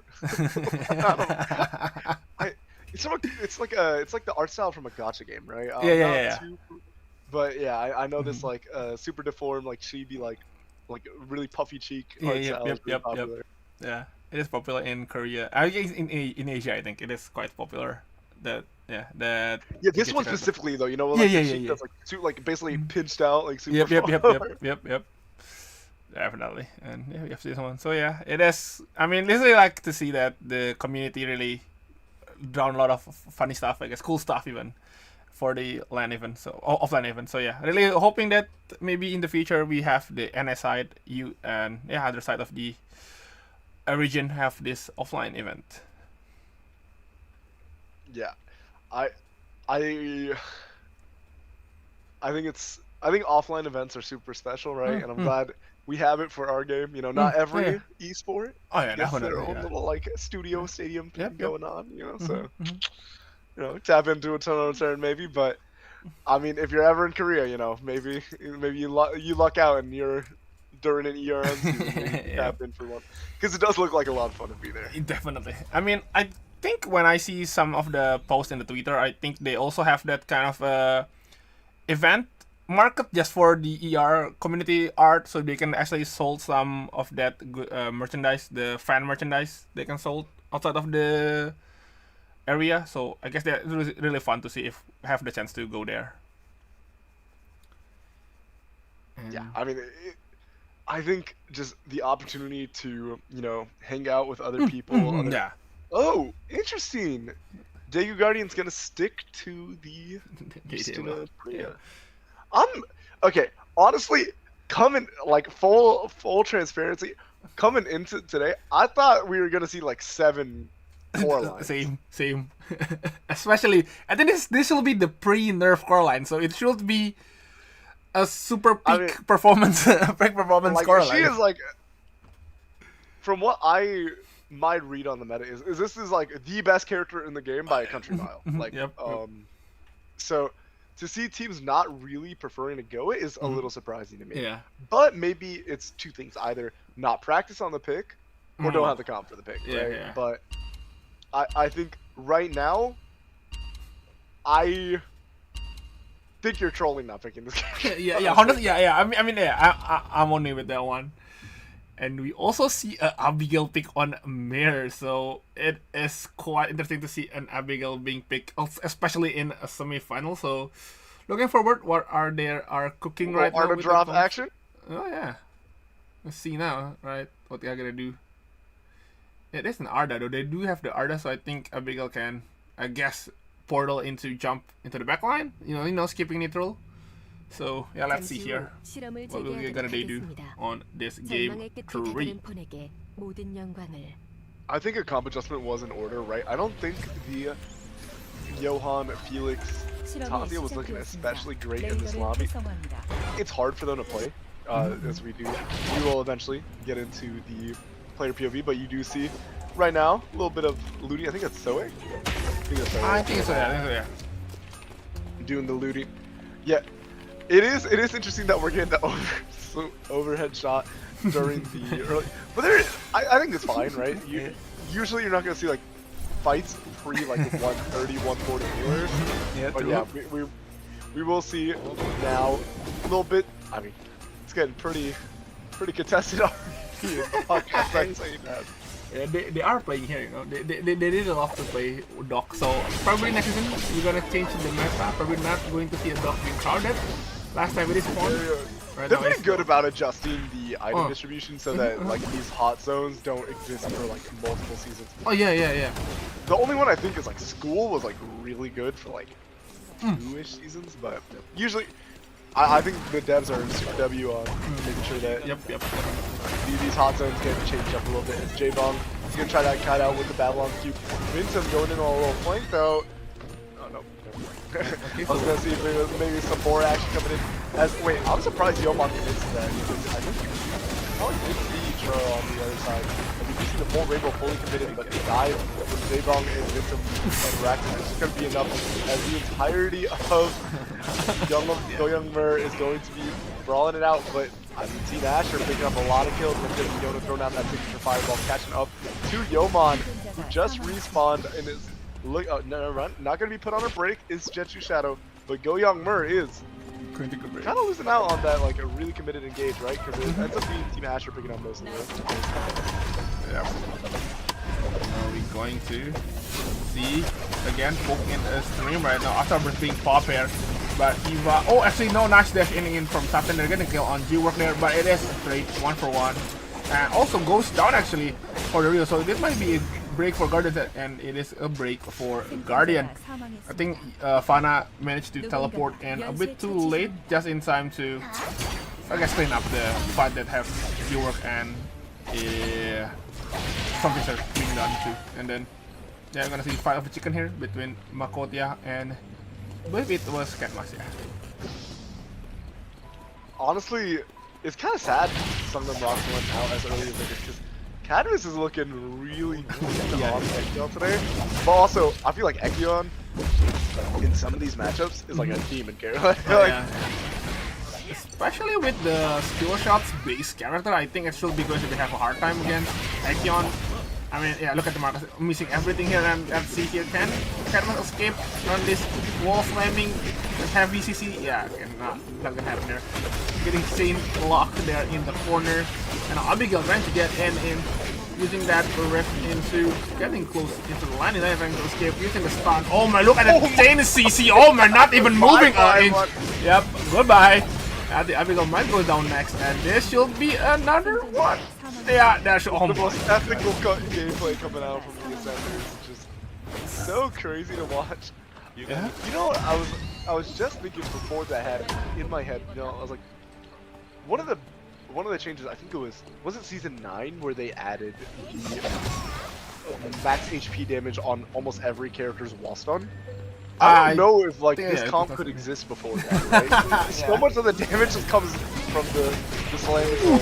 Yeah, I mean, look at out of his mind today with a double spring trap coming out for the likes of the Ascenders. Chase coming out, yep, Smash Smithereens gonna get that blow up on Soften. Now Curry is gonna be running for his life. I'm pretty sure the likes of Ascenders will just be happy with their hotel zone control, as now is gonna be the run back. Go Young Mer trying to defend their honor, but I don't think they want the smoke of this comp, right? Yeah. They're playing the artist drop to hopefully not fight the Ascenders, right? Because there's nobody to drop on. They didn't want to fight a triple backline instead with that comp. Look at this now, Rio is getting chased down, and there should be enough burst there to get the kill on Rio. And so it did respawn the top down. Oh yeah. Not gonna be a wipe for Guardians. I mean, even if I think if they get a wipe there, I think it should be break. I think because they died in day 1. Yeah, you're right. Yeah, it would be a break. I don't think anyone. But this one might be dangerous though. If Zoe somehow getting found out there by Mir, it should be a wipe, but okay, didn't get found out. Okay, Guardian is not looking good right now. They did keep dying a lot, and some round rocks here, buying their items here for that 4 score into the Action. I mean, so far I think Ascenders is doing really well right now. Like they just chaining CC there and getting a lot of early kills. I mean, it's our lobby leaders, you know. Yeah. A little stuff on the early game. Well, having a little bit slower, but I mean, call first fancy combo. Smash Smithereens, flip into the blink into wall stun. And Daegu Guardians are just having the worst day ever right now, as we do see the Flash Condemnation trying to get on Satan with that Mirror of Truth redirection. It is going to be a pretty rough start here for Guardians right now.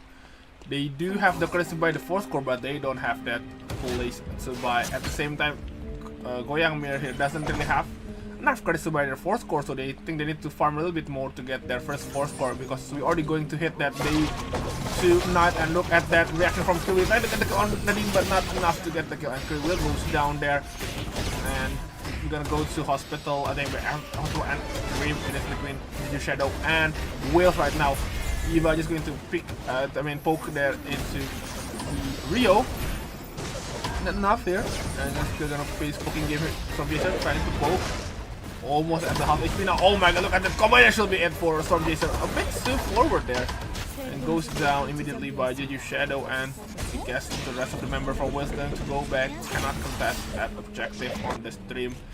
I'm gonna go to the Rift. It is probably Mir versus something else that we haven't going to see right now. And he's come the checkmate, going to get the kill onto the Rio. Actually get the kill on Rio, and that will be not enough to work. Goes down. I think the rest of the team from Wales is already in that.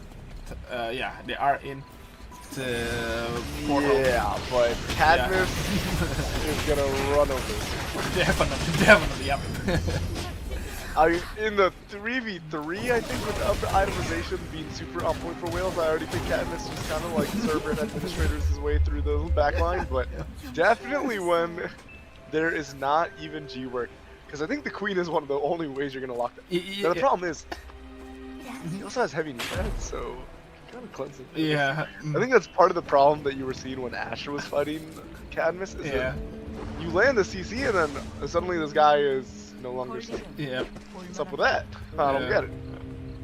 Anti-CC there when the shields break, so yeah, that's going to be a difficult fight here, and I guess Wales have a chance. I guess they do have extra CC there from the Chloe, but at the same time, Eva's shot will be having a hard time to land just because of how slippery Akion is. Oh my god! You're gonna be the first one to take it in, but you're half HP, buddy. Yeah. You don't want this smoke, man. Like Bulbasaur getting popped by Suru, like one more wolf and I think it was over. Storm Chaser gonna be able to maybe secure a third party. Starling gonna hop on over. Oof! That change from the totem, and now, I mean, Scarlet's pretty clean on this character. We've been there, but Fauna gonna be able to maybe get a little third party action for themselves. Oh no, this might be bad. Wait, was that? Yeah, no, that that's will a be actually on the day 3 swap, so that will be a -200 going on in Goyang Mer. Oh no. A little bit of a delay, I think. Jamjoda intentionally delayed their kill pick on a really great heads up play for them. And a nice little Shackles of Sin coming out from Makiota to, you know, get that double root. It's very strong. This Corlan character looks pretty good, man. I don't know. Yeah. I mean, they're probably gonna make a change later after this season, probably. For now, we do get the stun. Clearly not popular enough to warrant, I guess, something like that. Fair enough. We do see the signature fireball coming out from like the Asher, but a great. That could be Earth from Zoe, kind of denies all these balls from Yona and field. Now Curry is gonna go. Yona really going for that ban for ban. Oh my goodness. They're really trying to make that play happen. Probably realized there's no way out, so might as, Blink was down, right? So best chance to try to get one. It will be an immediate kiosk res. It's going to be -400 going over to Team Asher. And a lineup like this, you kind of want to be above the par on itemization because technically it is the range is not the best. Now you do have a little bit of wombo combo with that Twilight Assault. Oh my god. It's just disturbing, man. I don't know what to say. Like, look at the damage on Jake. Oh no! Oh wow. Arda just walking down there and after be eliminated that by the Coraline combo. And look at that slow, look at that damage. Makiota is gonna keep chasing. Like you two. How many items Makiota has, by the way? On its 2 items though, and that is still hitting there on the kills because Bintam now in trouble.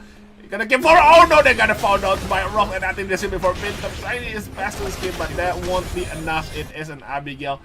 And another -400 here for Mir unless they have this portal. And in 10 seconds before portal being open, so didn't have a good chance here to have an access into the rift. But yeah, it is going to be a really rough game for Mir. Yeah, super clean. Oh, Blessing Advantage coming out. Mine. No, will be G-Work being able to live through that, but I mean, that's going to be a full disengage from the enemy Wales. I don't think they want to continue that fight with that condition. But Omen will get that right box, and this will be a fight between Asher and Mir. Let's see, can Mir bounce back from this one? I mean, seeing the item, I think Asher is having the advantage on the item, so let's see here how our Mir was going to fight this. Oh my goodness, you see the fiasco being, oh my goodness, and that was a lot of damage from that Fiasco pretty immediately, and yeah, it's just so hard. I think this is a comp that really does do well as the auto drop, because if you drop on the William, he's gonna drop the smoke screen and then he's going to signature fireball his way out, right? So you can't really engage on that. There's the totem on the Tazia, and do you really want to jump in on the lower? Like, there's no great target to full focus. That is difficult, and I guess they doesn't really have that real tank. I want to say, like, yeah, I guess Ada was just alone in the front, I want to say, and right now teleporting here from the rift, and they actually get found out by another team. And Ascender is trying to third party here with the totem on the Emma. Emma will goes down immediately, and Ascender will change the target immediately into Asher. Can they do it though? Look at the William getting thrown up by the Hyunwoo, and now Rizet trying to find an opening, and they actually disengaging, and they get actually found out by Rocks now. Ascender's not looking really good here. Marcus it goes down. Osu and Selassie will get it. Oh my god. Really nice spring tap there. So good for Selassie. You just mentioned it. Because I'm pretty sure that Fiasco was going to come up for the Tasia really soon, and that wall in the research center, right? You're not going to be able to. It's going to cut off so much of their pathing, and they're probably dead right here. Probably Definitely, but after being popped and it's come again. Cadmus with the Accio just everywhere. He just everywhere, like, okay, just gonna dashing into every objective that they see. And then it will go to Rocks, and I believe it was Jota Emma that is -1 there on the they're flat road too, so they're gonna have to play for that rift. Jota, not enough credits to red like Scarlet. I think Rift should be available, but it's still in 1 minute and 10 seconds. So it'll get guaranteed in 5 seconds, right? Like, yeah. If it spawns, I don't. In the ERM lobby, you can usually count that the Rift will be available. Yeah, I mean it is available, but it is free. It is free or not? That is the question. I think, honestly. They can win the zone. So I don't think they're so far behind that they can win. Especially the coke potential of this composition. Yes, yeah. But definitely do want to be on the itemization. Nico just random galaxy steps in the inventory, I guess crapping it for. Yeah, I think they crapped it for Yoda probably, right? Have them get it over. As we see Gamma Lab being taken by the likes of Young Whale. Nice little what, like probably 450 credit swing, a little more than that, 500 credit swing. So plus the pretty big deal for them. And Rift is a bit far away from them, so they still need to find a way here. 10 seconds into the Rift. Can Jota actually go to the Rift? We don't.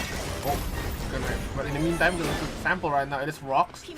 Kind of just being way far ahead from the team, getting caught by Jiju Shadow, but it should be fine. So the Rat Buck will go to getting this time. But will they actually come into the No, I can interrupt this. What? Every time I see this, it's you see all these teams in the zone, but somehow the team that just insta rips away just ends up keeping it, you know? Yep, that is. We do see Storm Chaser getting caught. And that should be maybe Wales might be in trouble. Top alive. Yeah, yes, Catmuck is really wanting this. Oh, it is a red zone though. Wait, this Fauna has the 5, White Lily 4, 3. Oh yeah. Yeah. Oh, nice heads up play with the safety. By a little bit of time. The thing is, and it will be Jota being able to secure the free rift for themselves, get that res and a force core, and I think that was the dragon skill going over to Makiota. So I mean, we're gonna see decent damage coming out, even though the itemization is a little lacking. So Emma's full build with just totem, totem upgrade. And now, actually, Wales now getting a bit of pincer there, and I think J1 might go down here off. Doesn't really matter. Checkmate, nah, that doesn't care. He's gonna stun lock you down there, and Wales is only Fana alone without the credit, and they actually get found out by Lenny here. Sally getting 1v1 by a Fana, but I think that should be enough. I don't think he will win this 1v1, yeah. It looks so. It looks so disturbing every time, honestly. Like you've seen Osu punching this Chloe through Soul Link and just full tanking it. I mean, the crazy part is that this comp is have a lot of crowd control. Like Lenny can spring trap and then get so much crowd control. It's basically just most of the kill potential comes. From like this person can't move, and then we're also getting the wall stuff max HP damage. Because you can spring trap, wall start. Yeah, and then Marcus has get the max HP, then the first attack, the Marcus charge. It's just crazy, yeah, I know. So yeah, it is really difficult. I mean, it's just difficult to fight. I guess they can kill the Lenny first to at least cut the sustain, but at the same time, Hyunwoo and Marcus have their own built-in hill, so yeah, it is also quite hard to fight. And we are seeing Daegu Guardians, you know, just chilling in that brush. Young Buck Ascenders definitely, with this Wickeline buff, are such big threats because now, usually, you could consider them maybe quote-unquote a low damage comp when they don't get the wall stun, but the Wickeline helps make up a lot of that damage differential. Obviously, also this comp just ramps up throughout with the dots anyways, because you have the Smolder coming in from the Hyun Woo Mark to the Phoenix. Narvik was able to get that red shoes called in from Cadmus, so this is a very threatening Jenny. You see the neutral game between Jungkoda and the like the Asher, but the engagement. wow, that was interesting. I swear I saw Troll go for an engage or something. And we see the Shackle this kid double snare coming out. Oh yep. Oh wow. I can see cool gameplay coming out from Makyoda. One more. Come on. Makyoda. Okay, he got the party though. Yeah. Fractured after image getting so much value in that. That's a wipe. Oh my goodness. Wait, but the third party from Daegu Guardians, are they going to be No, that's not. That's will be the Asher burst comes forced out, but the kiting from Makyoda is pretty good. Suru also going on here. I'm telling you. So crazy. Yep. Did you see what happened to Troll in that fight? Yeah, I don't even see Laura doing anything, man. He just died immediately. Not even doing bad. They actually get found out though. Well, we do see you. Okay, Cadmus should be okay. Yeah, definitely. Oh my god. Yeah. You know, just lock her down. Foreheads. Easy. Lock her down. Foreheads. and Assander's now going to try to chase rocks. At the same time, Cadmus is losing their the gauge there, and Arda is getting called out. And the Springtime actually just gonna get the kill into the Arda. Oh my, Ascenders is just going crazy, popping off every round, trying to chase rocks right now, and they do lose their Arda there, so that was -1 for rocks. And now Rocks is trying to find a way to revive with the Lumi, and on the other side that on the gas station we do have the Jota eliminated, getting wiped, and Cadmus trying to survive. Classy is playing so clean, man. Oh my goodness. Nice ring trap cancel out on the res from Cadmus. Now, honestly, maybe you can let Cadmus res. True, yeah. This team is so strong. The smash 3 will make sure that Cadmus is going down. But we do still see Narvik is alive somewhere. He's in school. Yeah, they are in the corner there, in the special place there. Every rat player. So that's a little Dojon. If you're an OG, that's a little Dojon corner. But you wouldn't. I don't even know if chat knows what I'm talking about anymore. That's the sad thing.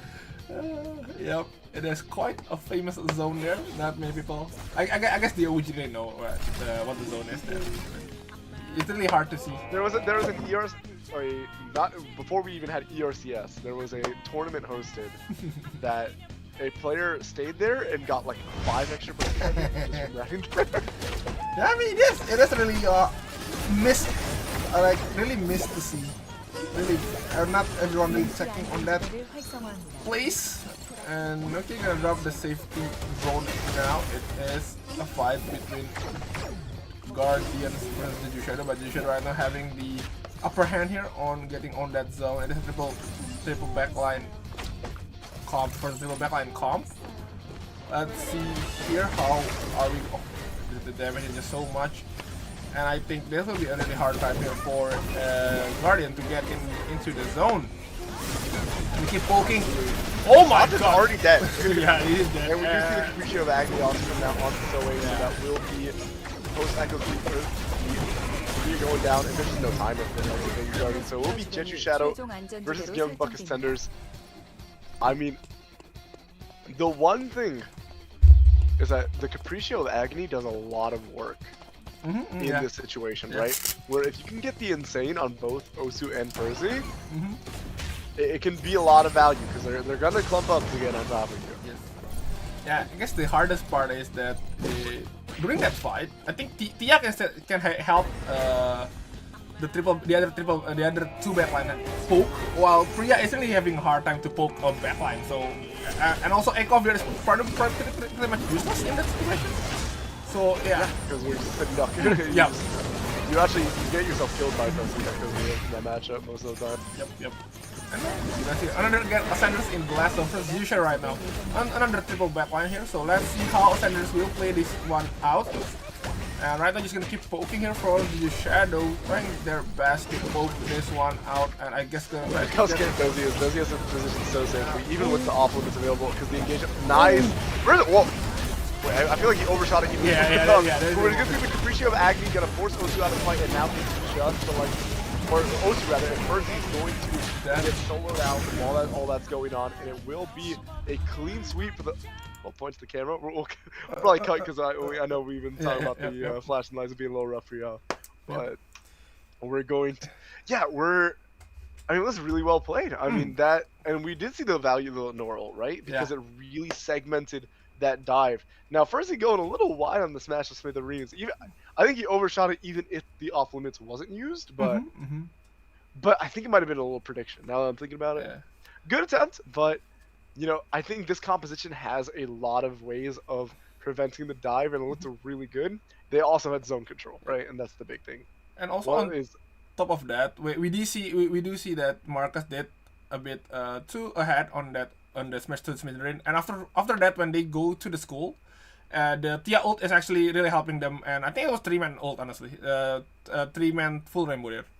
Yeah, really great play there by Juju Shadow there. I mean, yo, mom's the go on Tia. It is what it is. Yep. I'm on you with that one. And yep. So yeah, we're just gonna jump straight into the lobby just because of the what you guys saying in the chat before. So yeah, after the match finish, we're just gonna straight to the lobby. So you guys can have a. Yeah, unfortunately, we don't get the player cams, but I know some people were saying that the flashing lights from the camera was a little rough, so we'll cut to us for you all. Yep. But we did see a little point at the camera. That was kind of tough. I'm not gonna lie. Yeah.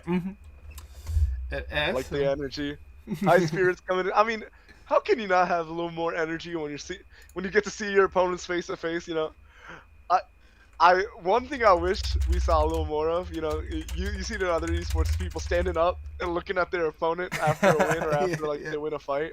Yeah. I'll live for that stuff. I live for that stuff. Yeah, it do happen there, here and there. So yeah.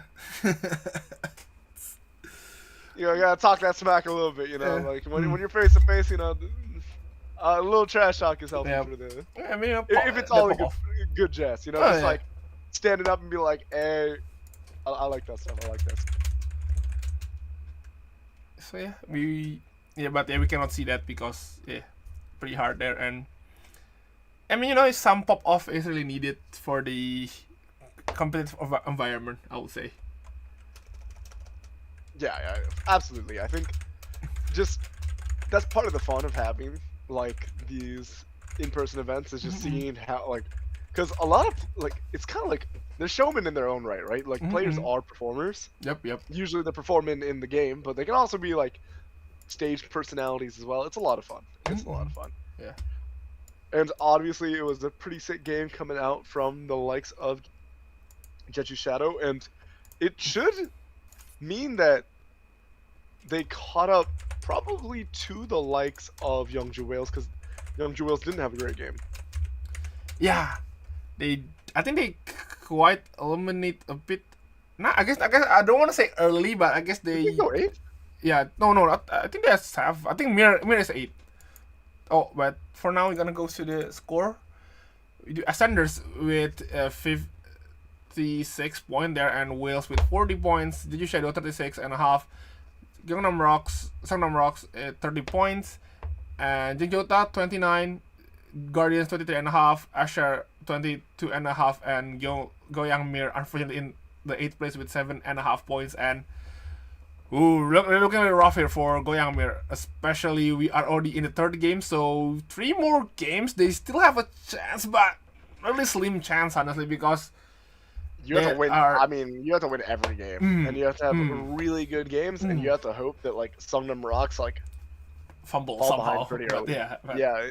Fall off a little bit. You know, or even Jongjoda, right? You need both of them to have pretty rough games, and then you have to have some absolute banger performances. I guess I can say Ascender is still in a good position. Wales also, but they do kind of a little bit falling off there in the third game. So I think they need to play a little bit more just to maintain their position. And I think. Anybody got the copy pasta? Anybody got the copy pasta? I need to know. Somebody have it. I know the ERM viewers. Well, at least one of y'all have that on deck, okay? But who is G-Work? Yeah. Who is a G? So yeah, and so you shadow with that tomato hat there, tomato cutout there. These fan signs, so much fun. Who is G? Who is G? And who is this tomato head? Oh no, okay. And you see, weak line pillow there. Oh, and we have I can't read it, but probably saying something there with that fan art there. Shubi's always missed on the casting desk. That's all I'm saying. Like, because he usually that's like that was one of the most fun things is having Shubi read out, and sometimes you have to like. The things on the fan signs wouldn't be things that we want to say on stream. this is a great core line. Yeah, core line art. That's really cute there. So yeah, cute. it is the sticker there, the in-game sticker, and really cute. And yeah, and That's we have the Arda. I think it's Arda, and yeah, and is it an apple pie? That's an apple pie, but I'm not sure what is the context on that one. So yeah. There's usually probably memes on the. Yeah. True. It's a lot of fun. I think. Yeah, I'm always interested in the meme culture over on the Korean side of things because when we were seeing those TikToks, there's some things that like, you know, seem to like translate over, right? Especially the music choices, right? Yeah. Definitely. I mean, you know, so I guess for finals we cannot see the ads audio, so yeah, because of the stuffs. So yeah, and yeah, I just missed that funny song during the ads.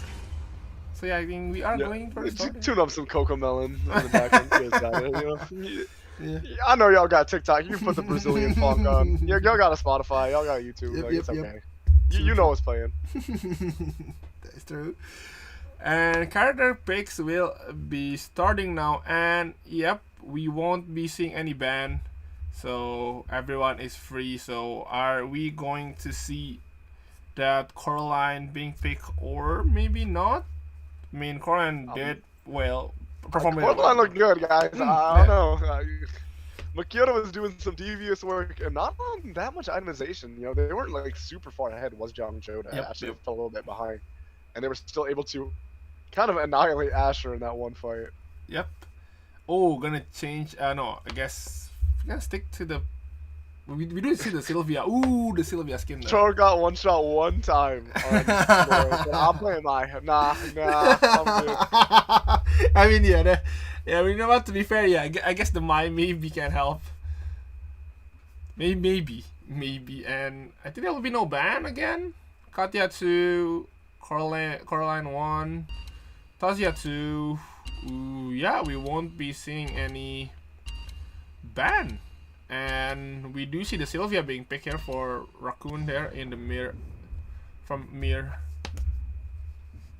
Side there, yeah. It's okay. When I tune in for finals, I'll see the, you know, the correct meta adaptation. I'm sure I'll see more Coraline. Yep. Definitely.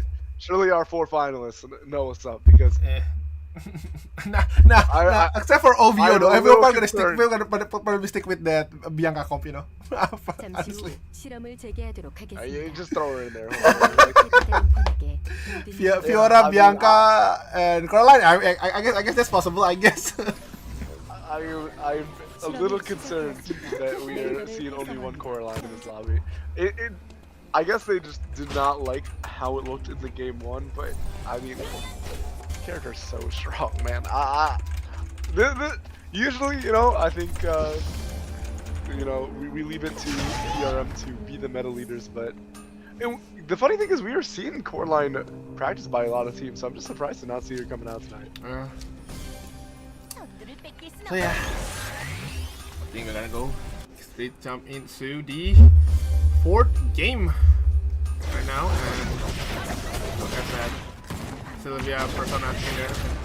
Okay, Mr. Raccoon doesn't have the item, so they're just gonna farm. I'm sorry, crafting their This item. is also so fire, by the way. The Queen Sylvia, the Yep. Makoto. Raccoon, why are you? I think you wanna get the speed gate, fail the first time, try to get fail again, and then the third time. Okay, you know what? I gave up. He's gonna get killed by the Justina there. Yeah. Alright.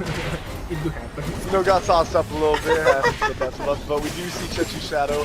Chance to get caught out by Choro. We're gonna see Terrakiso come out, and that will be Fancy going down on that Lenore, but the respawns are pretty quick. Signature Fireball coming out, and just a little bit of heal for Yona to maybe pick up some of those balls and ramp up throughout the fight. But no, Siko will be able to trade out on top of Yomon.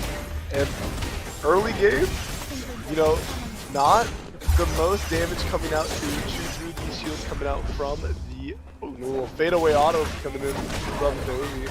We're gonna see Char gonna run away, make sure to not get put on a break.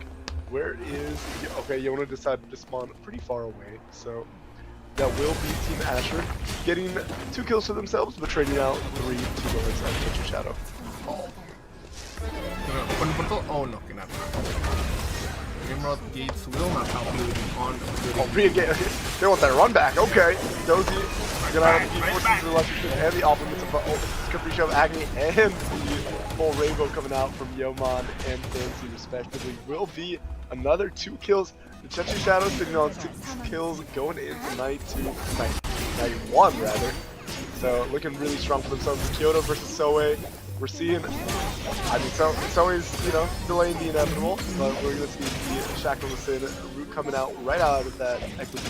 Will be Soe getting picked up by Scarlet. Yep. And it's the 1 in night now, so I guess some team just need to get their bear. You know, and let's see Selassie now, getting followed by Saten here. I don't think Saten, I mean, oh, okay, never mind. Nice. One more again. Go into the start and oh, nice juke, Lassie with the movement there. Oh, okay, that was cold. That was cold. A little juke on Saten there. Saten, everybody's getting sauced up today, man. It is what it is. And we do see Soe giving some support to Saten to maybe take this duel with Burzy, as Charles is maybe in the wrong side of town. Skedaddles out of forest. Street trap onto Saten. Selassie was today, man. Nice to win. Yeah, so good on the lane. They played it well. I mean, we keep seeing that Lassie playing on that lane really well. I mean, making some I guess montage worthy plays there. I'll say this once. I've said it on the cast so many times. I think Lenny is like one of the best designed characters in ER in terms of just like. She's so unique for the MOBA category, and I think she has a lot of skill expression, a pretty unique hit for an enchanter. I think this character is sick, as we do see Osu using the protocol violation to give that extra HP to tank that expulsion shot. Now Selassie going to use that Soul Stealer to disengage. Now we're going to see the likes of Storm Chaser getting that third party, Checkmate getting get forced out from the work. The VF Eruption is going to pick up, I think, 2 kills for the likes of Youngju Whales. Curry going to have to fight back. And Runaway Scarlet going to be able to secure those wolves away from Raccoon. Going to be forced to bike out rather from that. You know that again, Lenny is like a support that let the support make some plays, like not just like like the usual like Charlotte and Johan with just only heal. So I guess not many plays can be played, unlike Lenny that can actually make some plays, some pick up, and we're gonna see now a pick up actually from the Fat here, and almost get the kill into the Emma here, and I don't think that's really Scarlet doesn't have enough time to jump back into the hat there. Yeah, I think Lenny's skill is a lot higher than definitely. Charlotte. Obviously, there's still some nuance to those characters, but I really think Lenny really exemplifies like the highest skill ceiling of the supports in the game. Maybe Arna, if you consider Arna like a support, but Priya has some, like, if you can land your pizza, it's like pretty good. As we do see the... Yeah, it's that stun. How long Cube didn't cancel out on the... It is a snare. What there? So, I believe if you get snared during teleport, you don't get cancelled. Unless you got stunned or getting knocked up or knocked back. I guess. Yeah, I'm surprised. What I'm surprised is that there wasn't like a follow-up. Yeah. But yeah, the Babylon's cube into like what is the Nimrod's game? Like I don't know the utility game for the non-ultimate activity. But yeah, as we do see Fancy getting a decent amount of damage just from the likes of Mana, as G-Work is going to look to off angle, but Yeoman, you know, sniffs that out pretty quickly. Gonna have to cycle up that queen again with the promotion. Where, I mean, the triple range neutral can last quite a long time. Yeah. If neither team finds their pick, right? Because they'll poke out, they'll poke, like, they'll trade HP, rest, trade HP, rest until somebody mispositions, as we do see Dozy trying to go over to the Rift, but Jet, or rather Jason already in control of it, but Jet and Shadow are actually going to force them out. Oof. Nice, wow, wait, that was a sick combo at. Yep. It is. Doll, I'm so bad. Is it the drop? I think they missed the drop. Okay, I was surprised. I thought they already teleported into Rift. I forgot the drop in the barrier. Yeah, it would be so funny if they left the drop from the bear. Yeah, minus 200. Wait, is it a minus 200? Yeah, I think the force. Yeah. We're gonna mark just jumping into the fighter. Smash Slitherine coming out from Percy, but Cadmus, look at this guy, man. He's walking down to Lassie like the entire fight, and now he's gonna be able to use those drive-bys to get on top of Percy. Dishing out a ton of damage, and Cadmus gets so much itemization away from this competition. This guy's fun to listen for. Yeah. They choose fighting. It's just too hard to answer with this. The item difference, especially, I mean, look at that Cadmus HP doesn't even decrease. It's like full HP the whole game. I mean, the whole fight. I mean, they didn't even hit him, man. Yeah. He was the fourth member of them. Oh my god. Emma, though. Oh, no, where you walk? Zero? Wait, just walking into the Capriccio actually on Scarlet's floor. I think he gave up. I think you know what? Yeah, just finish the rift and then I think just surrender there. That is. I think it was still maybe playable, but I guess go back to farming. But definitely an interesting monkey wire. Yeah. All things considered. It is true. And actually getting caught. That the moment getting caught, and they're actually Arda the one. What's the itemization on Rocks in general?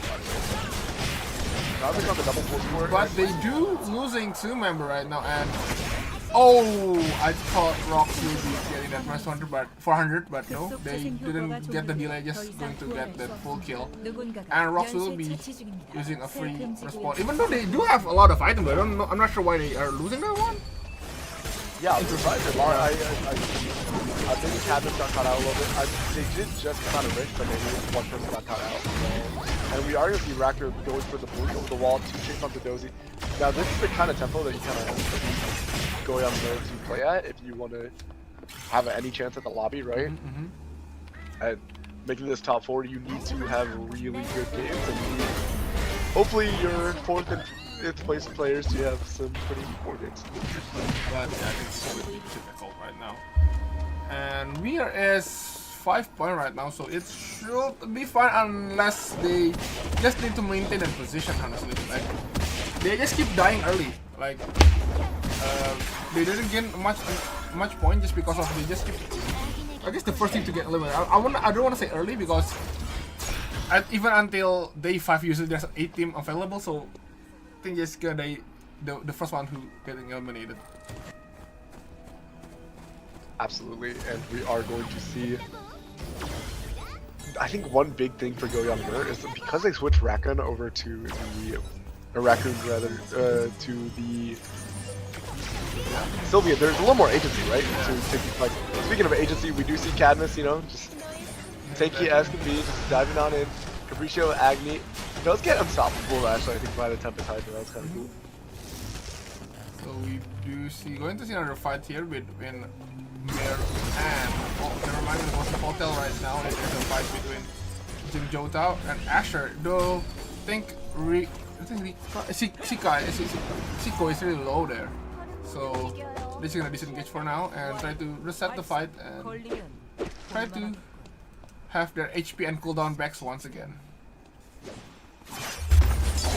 Definitely want to reset against any target competition as on this poke. As look at the dive in on Narvik, but Narvik ended up living with the acceptance speech, and now it's gonna be Team Mer losing out on at least 2.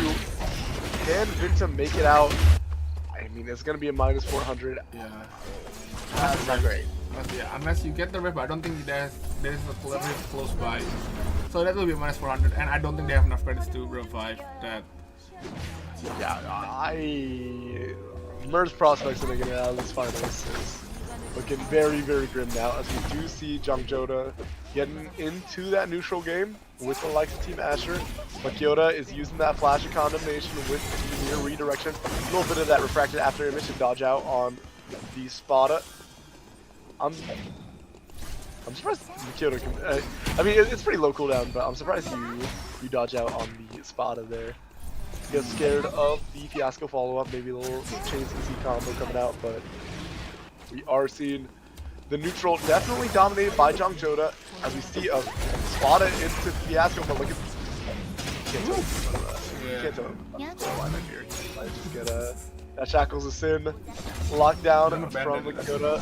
Pretty good, as we do see Yona getting polymorphed and on that signature fireball, and now Shackles of Sin again getting a lot of value.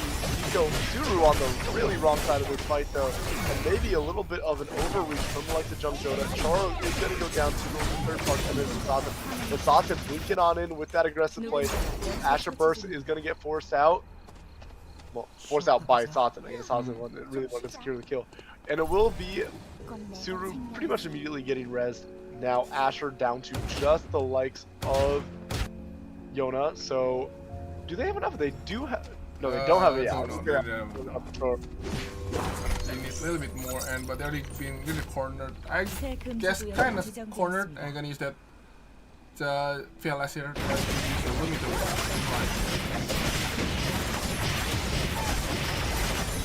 The Steamer at least getting that. It's kind of a nice little bailout. Gamma Lab coming out for that. Jungjoda is in the neutral game against Team Daegu Guardians. Now the range advantage is actually in the favor of Jungjoda, right? You have the Bonadine and you have the core line. Emma also gonna be able to contribute to the poke game. A little delay on that.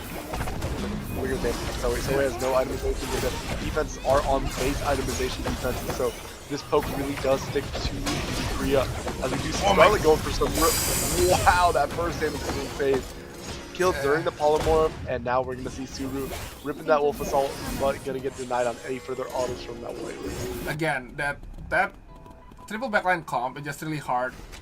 So I guess Priya is really having a hard time utilizing her ult, the Echo of the Earth. So yeah, basically just one skill just being, I guess, quote unquote, kind of useless in a fight. So yeah, I don't think they want to fight that comp, but at the same time there's a lot of not many actually backline comp, front comp. So yeah, this is going to be hard for Priya to be utilized there. The poke is AoE, right? So yeah. And the other thing is Priya's just so squishy, right? She has no itemization. She's on base defenses, and it's a really easy target to just like let all your poke land onto, right? Elise has the elegant gown for a little extra defense, but it's not going to be enough. And this team really eats through the shields pretty easily, right? Yeah. It eats a little bit of the poke, but look at that bullseye, right? Like 10 is half a Zoe's HP bar, right? And if you're just playing around the cooldowns and making sure that you're waiting out the shield durations, you can just weave in a bunch of poke, and the flash of condemnation, the bullseye, any poke from the Emma to follow up. It's so hard for Daegu Guardians, as we do see the Shackles system come out, and he's gonna force that off limits out from Curry, and now it's gonna probably just be a disengage from the likes of Daegu Guardians before Satan has anything to say about it. We do see the third party though, Asher, kind of bailing out the likes of Daegu Guardians. And Charles is taking so much damage on the back end of that, and there will be a trade between Suru and Yona. So Daegu Guardians kind of getting bailed out in that neutral game by the likes of Team Asher. Was it Team Shadow though? They got the ball. Don't think they. I don't think they get. I don't think they have it. Are they yet? They just enter hotel just now. Not really sure, but they're not just gonna fight. There's this fight between Daegu Guardians and Jungjoda is going on. Scarlet going to try their best, but really terrible positioning in that pool. It's really hard to get out of that area because there's only 2 exits and they're both chokes. Yep. And there should be, but Guardians, thanks to that this situation, they actually managed to revive all their members without using any credits. But at the same time, there is another fight here. There's the Shadow Wheel gonna get in here again. Full rainbow disconnect, and oh my god, that should be and oh no. Morse is so far out of the fight, and now Yeoman is going to be able to get that dive on Curry. Dozy's going to triangulate on that position, and Thoughtson is really deep red. Going to probably have to VLS out, yeah. And now we just had Cadmus getting into the William though. William is just getting chased down. Trying to get the kill, but not enough. Just so much damage there by Cadmus, and I think this will go down to max. Nope, they just going to fight with a Satan here, and yeah, there will be enough there. Cadmus just jumping around like crazy. And we do see the wicked lines on the likes of Sunman Rocks. It's going to be really hard to deal with this team, and I mean, I don't know if there's a team that really has a great answer to them anymore, right? It's going to be difficult. And it's because once Narvik hits his double VF critical mass, I mean, there's so much damage, and then Cadmus is just making so much space. It's really difficult to answer this Ekion, and then Jenny is just doing so much damage at this point. Even if you kill Jenny, there's still play dead, and also Ekion being free dashing around. So yeah, it's not as simple as kill Jenny, and we're gonna see Guardians just not getting caught there in the fire station. Interesting itemization from Juber, getting that Lunar Embrace for the Master Proc. I guess what just immediately gonna go for that quick cut to get that slow on the combo of any teammates. Has he been going this the whole time, or is this just an adjustment if we don't get offense? So as we do see Team Mer going to be able to engage on Jeju Shadow, and that will be Dozy going down really fast. Totem coming out from the likes of Jaebong, and now it will be actually a full wipe on the likes of Team Jeju Shadow coming out from Team Mer. This is good for Team Mer. They're picking up a lot of kills for themselves this game, and they really needed this game to kind of snowball. Now, for any hopes of them making it out of this final, they're going to definitely have to win out. I was kind of counting them out earlier when they took that minus 400, but have been able to rally back and be able to secure at least 11 points for themselves, which is not too shabby, but they need more. Definitely. I mean, they are right now in 7.5 points, so they need way more than just 11 points. They need to at least 20 to just chase with the other team right now. That will be the VF upgrade on, oh actually 4-score. 4-score arm going over to the likes of Cadmus. We gotta give some tenacity, so I mean, if you thought this character was a lot hard to lock down before, it's all the more. It's not, yep. And also the knee pad, there is a tenacity, so yeah, good luck. I guess you still can catch, but yeah, honestly, good luck. So yeah, with the Sidewinder damage too. It's funny because I don't know when this variant picked up. I think it was just after all the Black Mamba nerfs, but the Sidewinder tank is just it does so much damage. Yeah, and also you get immediately slow. Unlike Black Mamba that you need to wait until the second hit to proc to get the knock up, but Sidewinder have the instant slow when you get hit by the ult there. And Descenders do not, they remember game one, they don't want to walk into the likes of the Ninja Whale, so we'll be giving up that zone. And the problem is they just tanked a lot of timer and they're walking into a 3-team temp zone. So, is this 4? No, 5 team, okay, the one is 5. So it's 2 versus... Never mind, it is 3 team in school, and Flasher, Wales will be the one alone there in the other side of the temporary safe zone. Not full itemization on Goyoung Mer though, but Rocks do have control of the zone, which means they can play the safety game a little later. They can also try to sniff out where the rats are. Choro is probably going to be forced to walk into the zone eventually. Do they even have to get the energy? As we do see the smash delivery, going to get forced out, but does not get the flip on anybody. J-Bong is going to be able to land a little bit of damage, but I don't know if they have the likes of Mur have the damage to chew through these HP bars on the likes of the Ascenders. As we do see the re-engage coming out. Vincent going to go for that Tempest Hydra. Now we're seeing a lot of wind scars onto the back line. Flash is going to here still. Flash is going down, but it's not looking too bad actually, as J-Bong and the likes of Rakan are full HP, but Sungnum Rock do smell blood in the water, and he's going to go for this third party. Fergie is going to be the first to go down. Low coming out, Smash Smithereens over the wall. He's going to try to offer up J-Bong a tribute. J-Bong's trying to give chase to Fergie. Goes down first, and will be the totem coming out. Will be securing at least that third for themselves. But it will be Sungnum Rocks winning out on that temp zone. And Goyoung Mur, unfortunately, not going to be able to finish off the points they really kind of needed. Yep, they are in 15 points, so decent amount of points, but yeah, I don't think that will be enough to catch with the rest of the lobby.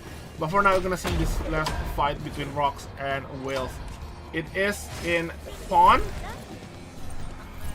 so it is going to be, I guess, Fire Station Pawn. And keep an eye on Cadmus in this fight, because I think he's going to be the deciding factor, right? He's going to pretty hard to lock this guy down. And Nina is actually just another drive-by reset for Ekyon, right? So, going to immediately gun for Storm Chaser, and then I said keep an eye on him, but maybe you should keep your eyes off him. Does end up getting that heavy knee pad top really early, and then just gets locked down by the Queen from G-Work and obliterated by the VF eruption. A little bit of Caster Cursing coming in. I don't think they're going to be able to get this res off. Now we do see the aggressive Jenny play coming out from the Jenny. They actually get killed on G-Work though. And now it looks much closer. Cadmus going to get, or not going to get res. Young maybe not the res on Cadmus. Solely coming out. Narvik still has the play dead though, so this is definitely winnable for the likes of Team Sungnum Rocks. They will be G-Work actually committing to that boom. Play dead still available. Really great play to turn it with the Nimrod's Gate into the acceptance speech. Acceptance speech is only going to cool down for a little longer, but will be coming up soon enough. It will be up for the final engagement. Play dead still available too, so they could look for that same kind of play, right? Send that Nimrod's Gate, send Narvik in for a dive kind of play with Nimrod, or with the acceptance speech. Soulink is going to be down for this engagement too, right? If we're looking at Fauna cooldown. So if they're tracking it properly, Sungnum Rock should know that they have a window to play with before that safety net for the Oh my god, Fauna is getting absolutely obliterated. Narvik and Youngie getting a super clutch coming out. Storm Chaser timer is not there, so gonna have to walk in. Play dead still available for the likes of Storm Chaser. Storm Chaser trying to make a miracle play, but Narvik and Youngie having an insane clutch after Cadmus going down really early into the fight. Super sick from Sungnum Rocks. Yeah, that is really well played by Rocks there. I thought they're gonna lose because of Cadmus just burst down by the Adela, but yeah, I guess the Jenny played really well there, using the portal and then get some kill on the G-Work, force it to become 2 versus 2, and then I guess Fana did try to 1v1 the Arda, but end up Arda just surviving there, failed to burst into Arda and managed to make Arda escape and get their health back up once again. Yeah, it's really just really sick, honestly. Yeah. To see how they navigated that 2v3, because it can be pretty awkward, but really just assessing that G-Work had all those cooldowns down, could get soloed out, and it was like a fadeaway auto, I think, that was able to pick him up too, because he was able to get that castle over the wall. Yeah, that is something that has happened.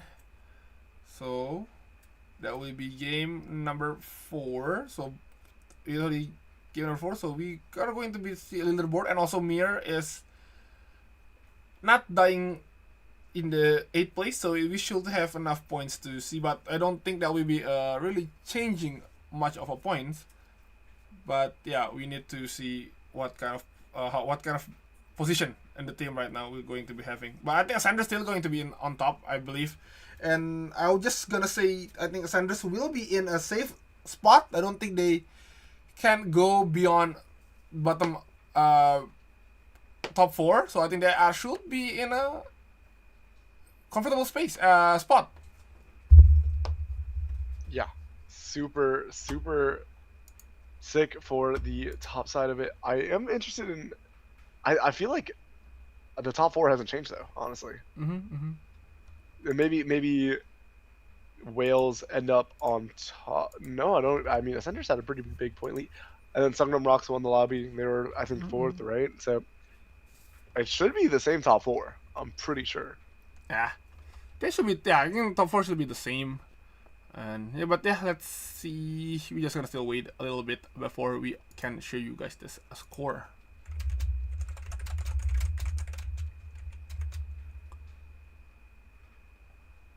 I don't know if Mer can play catch up anymore. Yeah. I think it's still the 4th place might still be up for grabs, but after Sungnam Rocks won, maybe it could only come down to like 5th and 6th that can catch up. I'm trying to do the head math while we wait for the scores, but definitely, I mean, honestly, even though Sungnam Rocks ate some unfortunate placements, I think they've been playing really well. I think Cadmus is looking really strong on the Ekion today. And then scores up. Yeah, go on. No, we can just go right into the scores. Don't worry. Okay, so score is Ascenders is 66.5. Oh, 0.5 point close there. And Rocks 51.5. Wales 51. You should 48. Yeah, I guess top 3 is really far away. 4th place is still kind of doable, but with Jingjotsa, Guardians, and Asher, and Amir is. I think if they somehow win these 2 more games, I think they still have a chance. But at the moment, I think this is going to be pretty hard for Mir to chase this lobby. Yeah, and it is still the same top 4 we've had pretty much the whole lobby, I think. So now we're just gonna see. At this point, your job, if you're in the top 4, is just to play gatekeeper and just make sure that you play some good defense on maintaining your point lead. But we're gonna see some little fan signs, of course. Cute little Bianca Dino plushie. That's the slasher, right? Slasher merch, I'm not sure if it's a slasher merch or not, but it is the same artist that draw for slashers. And we do see the Sungnam Rocks Arta fan signs. Pretty cute. They did a pretty good job of like. I wonder if it was the same person who drew both the artists, because it looks pretty accurate on both ends. Okay, anyway, so we're actually just going to hit into the break. So 2 more minutes, 5 minutes before we jump into the 2 last games. So grab your drinks, grab your food, and see you guys in 5 minutes.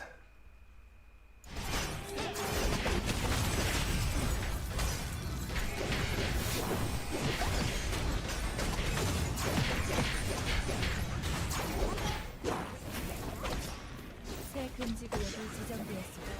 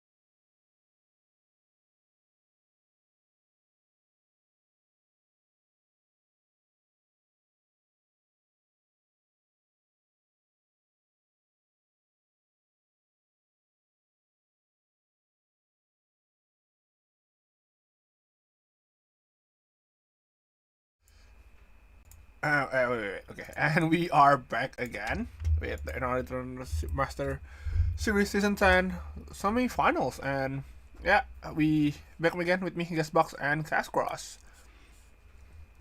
Yeah, pretty exciting series so far. Obviously, we are seeing our top 4 teams kind of maybe not run away with it yet. Top 2 for sure, right? We've been seeing Ascenders and Wales definitely be running away with most of the games in this lobby, but Songnam Rocks, with their performance in game number 4, were able to catch up. They're already in top 4, but now they're in that top 2 contention, right? So really, it's only that 4th place I think is up for the grabs at this point for the rest of the lobby. Yep. I think as long as, again, we see the Ascenders, the Whales, and the likes of Songnam Rocks play good D, right? Like, just make sure that they're not going 8th, not going 7th, getting an okay amount of points. They don't need to roll over the lobby anymore. They just need to secure enough points to maintain that point lead, right? Yep. And if you get like 7-8 points a game, you're gonna, I mean, they already have to make up a 15-point deficit, 20-point deficit, and then they have to get that 7 points afterwards, right? So as long as you play that consistent defense of your top half of the lobby, you should be able to secure yourself a spot in finals tomorrow. Yeah, so I guess you don't need to win. You don't really need to win as long as you can just maintain that top 4 position, so you can just get into the tomorrow finals. There's only 2 more games left, right? So yeah, there's not a lot of opportunity as long as you, again, don't need an 8th.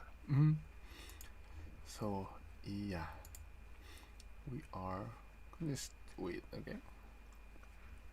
Yeah. So yeah, 2 more games, but as just like last time, we do have that interview for the top team. I guess leading team right now. So yeah, they're just gonna try to interview. And I think again, like I'm just talking about character picks. I'm really surprised not to see Coraline as much as I thought we would, but it is pretty sick to see that decent variety, I guess, is the other end of it, right? Like it's good. It's definitely nice to see. I'm just surprised we're seeing it.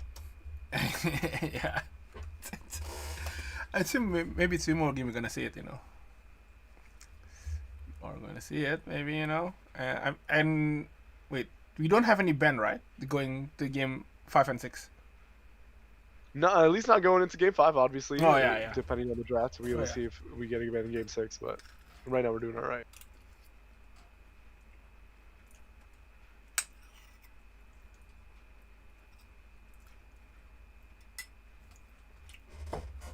So yeah, we're still doing the interview right now, so technically may take some little time before we start into the next round. So yeah, now you can just watch how Rocks by rigging interview, like how do you do that clutch there when you lose your Cadmus, but how do you guys Cadmus went down so early in that fight, but Hyungi and Narvik were on point with identifying G-Wagon. I mean, that was a sick clutch on them. Really sick. Yep. I mean, that's why I make them the national team, I guess, the top team. That's why they are here right now. Absolutely. These teams all are very good players. So should be hopping into character select anytime soon. Yes, think we. Okay, no. Okay, they just. Yeah. Again, I guess their caster side also want to make some, I guess, comment on what they are having. Yeah, we're starting soon.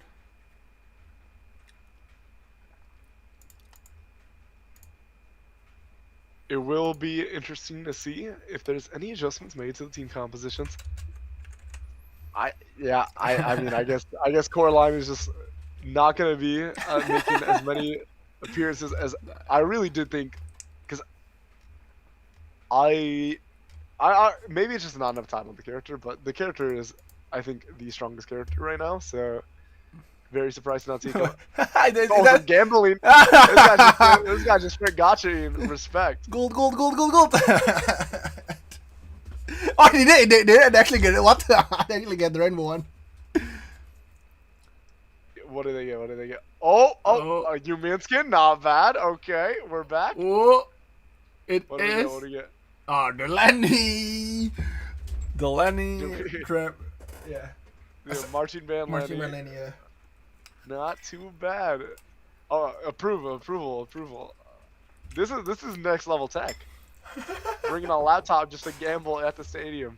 I like that. I guess these are 2 new skins for them too, so good for them. Yeah. The human skin's pretty nice. I like it. Yeah, it's pretty great. So I probably Human will get another skin very soon. I mean, human is. I'm pretty sure one of the most popular mages. So I wouldn't be surprised. And this is a great fan sign of the. I forgot the full skin name, but it's the Demon Empress. And the double sunglasses. That was tough. The double sunglasses there. The double sunglasses is unbelievably tough. So yeah, I think we are still just preparing before the character select screen. There's been some really stellar art coming out from these fan signs. That's like one of the best things about it, right? And I do. One of the things I wonder is if like people actually like network through these events. You're like, oh, you're a fan. I think that stuff would be super cute if you like make friends from going into these in-person events and meeting somebody who's also a fan of the same team as you.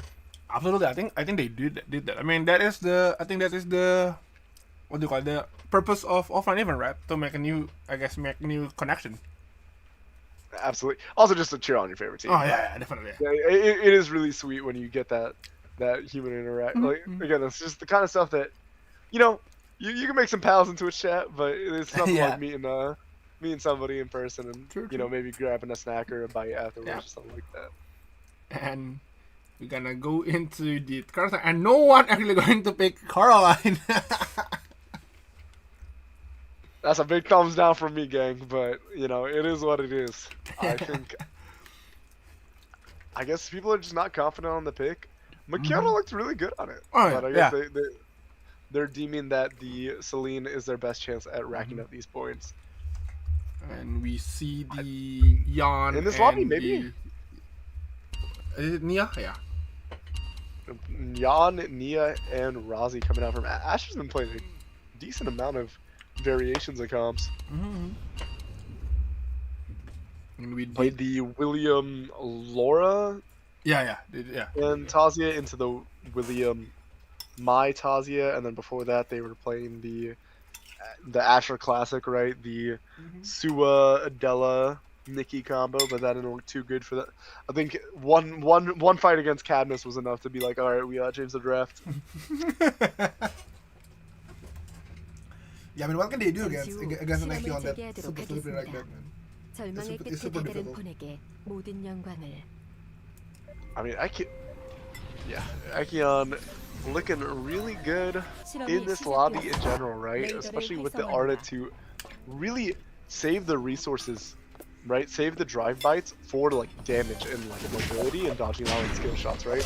Sometimes you're forced to use that drive bite just to get on top of a target, but when you have the Nimrod's Gate to kind of cheat you into the back line, then all those drive bites are used to dodge out on the skill shots that would usually prevent you from staying in the fight, right? That's true. And it is yes, it was a fun for Young, not a goal. Get the branch. It took a while, but I think the Glove Yan users have also realized that Stellar Charge is probably just Yan's best, even if you're going for the more picky glove variant, more on the AP side of things. Something. Instead of something with the Sisela there, really, I mean, it's really rare to see Sisela nowadays, so yeah, it's pretty surprised here to see in this semi-final Guardian is picking the Sisela. And John definitely getting caught by that Laura, Lenore. Of the third party here by Jota. Yeah, this is the Jota, and I think they were just gonna try to turn this one. Okay, no, they're just gonna go back. And Makote actually getting caught here by Asher. Dalsegno, I think I will not be pronouncing that right. Like the Tazia, Capriccio of Agony is like kind of easy, but some of these are like I think they're Italian. I'm not sure. But we do see the Mia's game mode coming out with the Vault Char is going to be enough to pick it's kind of a neat combo. You just, that little micro stun from Char is enough to set up for the points to keep it out from the likes of Yona. And Char is going to give a chase to Yomon here. Not gonna be able to dodge out on the root combo, and then it will be Char, or rather Char going down in return. Now on the back end of that, it's Yona kiting out against G-Work, and Vana gonna be able to get one. G-Work going to commit the castling and the checkmate, but the one up, sniped out by the Queen, and that will be Asher going down on the break timing. Not the best timing because he just transitioned into that Knight 1, so gonna miss out on some of that farm. We'll get to see if there is any free zones though for them to pick up and kind of take the scraps of the match. So it's going to be, I guess, a downtime for them. But I guess they can still have find some bears if there's even a bear still available for them to farm. 생존자가 사망했습니다. And Fana did get to kill her on the Katya. That Akabra just to escape and doesn't really matter. They did great with Arda. With the Tonfa skill, just survive but failed to do so and get another kill here for Guardian. The Guardians gotta play a lot of catch up. Jung Joda gotta play a lot of catch up. This is a big game for them, and they also are manifesting this downfall of Shadow. Ooh, nice little follow through from Cadmus on that White Lily. And Cadmus looked, I feel like if I was to rate the star players, except for that last fight in Game 4. I mean, that was not a great showing for Cadmus. But I think if I was to rate my MVPs for the night so far, it's definitely Galaxy and Cadmus. As we do see Fauna gonna go down to that Capriccio of Agni. Very good at countering the Chloe, right? Can often get the insane on both the Nina and the Chloe, making it really easy to eat through that Soul Link because they're really easy targets when they're grouped together. Yep, I guess. I mean, generally, Chloe because it's just like a lot of characters that can do AoE. That was a very interesting Nimrod's game went nowhere for Hyungi, as we do see Hyungi trying to turn up. G-Work just delaying time. I think you get full point if you kill it and they do not. Oh, you're right. That's actually a good call. Yeah, I wasn't even considering that, but yeah, it's playing for that extra 1 point, you know. Yep. I mean, yeah, playing that what is that? The meta game of the tournament. Right? Yeah. Playing for the extra point. Pretty smart. I don't think I've actually ever seen that. I've seen it for the day 3 transition, but I don't think I've seen it for the day 2 transition. So pretty sick from G-Work and like that. I love those little micro optimizations where people are really playing super attuned to like the best possible result when they win a fight. Ooh, using that checkmate to escape. I mean, and then that's the best call there is safety. Wills now need to I mean, G-Work needs to survive for 10 seconds or they will gonna get wiped, but they should be fine. But G-Work did not have a checkpoint to checkmate to escape. So yeah, more safety, and we do see here Guardian also in the same situation right now. It is a little bit more safe, play more safely. Survive before they get wiped, and Fana is spawning in another good position. No, never mind. I think that was pretty decent actually. Emma almost getting about that. Doesn't matter if Fana actually goes down. And did G-Work lose that item? Did he grab the item yet? We don't know, but let's see here. As Yona is fighting for his life in this corner against the likes of Dayton Guardians. We are gonna see Curry picking up. Dayton Guardians having a pretty great start. Char is the last member of Team Asher. And that will be a really early wipe on the likes of Team Asher. That is not very good because there's a pretty big point gap between Chichi Shadow and Team Asher right now. We do see the spring trap going wide onto Bintum. Mur also playing for all the marbles in this game, right? They really need a fantastic performance, and with one team getting wiped, that's 3 less points you can rack up for yourself. And also, Asher is really, I think, the second team in the lowest point right now. So, yeah, it's an 07. I'm just gonna say it. Like, I don't think you make this differential. That is fair. Yeah. There's a little bit to play for Asher. You dropping like a 40-point game 6? I don't think so. As we do see the flip, super play. I'll tell you, This guy is MVP of the series by far, in my opinion. It's not even close. This guy has been playing out of his mind. I mean, like, yeah, we haven't really seen that misplay from Tlasi this time. Like, yeah, they just playing it super well. Making some plays there, making some setup here for making the market and to make some plays. And right now, we go to the rift. And there's a fight. Build and oh, look at that! Almost. Oh, look at the damage from Eva though. Oh my, that is just 2 down immediately there for here, and I think this should be. Finally, this goes down. So 3 for 1, but yeah, that is Eva just dealing so much damage on that rift fight. And we're gonna go here. Finding himself Sasek. And yep, I mean, like, that's the thing, right? Like, there's no answer to this Ekion once he gets on top of these squishy mages. It's so funny, right? Like, because when you look at this build, you wouldn't think that Cadmus is the player with the highest damage threat, but right now, honestly, yeah. Until we see Narvik get online with that high nude. Yeah, yeah. Yeah, I mean, there's the Tellurian, there's the... I don't even think the board can funnel to in this game. Usually they funnel, and you basically make sure the Agni onto G-Work. You gotta just pick up on that pop. Fancy doing so much damage to G-Work. So what is what I like with the Sidewinder is because they're slow in the ult, so it's really making hard for the other character to sidestep the Q from the Ekion, which is, yeah, I guess that one point that is really good on the Sidewinder Ekion. Yeah, I think the Sidewinder has been really old. I might get right, kind of using the entire team just to taxi back into the legs of some of the other team.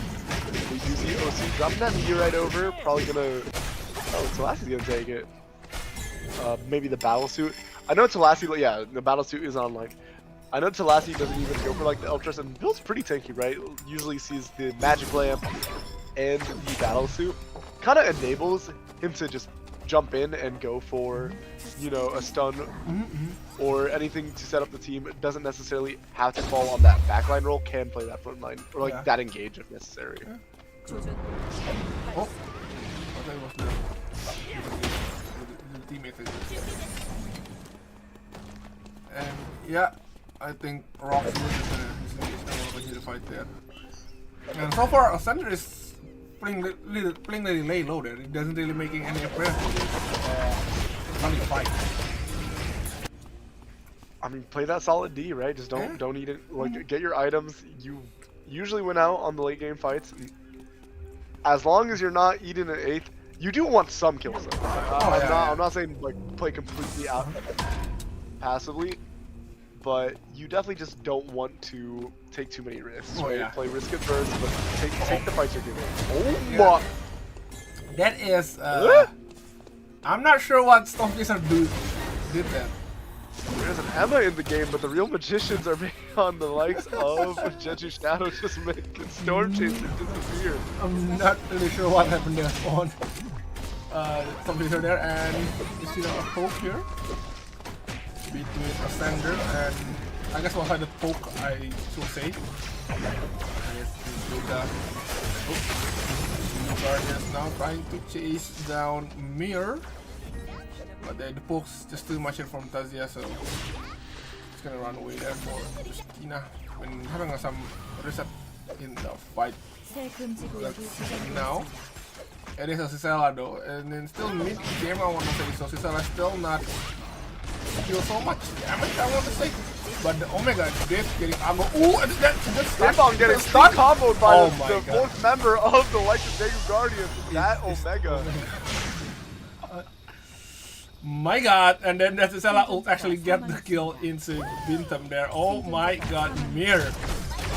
That is not what you want to be at the moment, and yeah, they have 4 score for Guardians, so it probably goes to Cicela. Really far, I mean, that's looking good for Dig Guardians, right? Oh yeah, Minus 400 to John Joda. Gonna have a little exposure.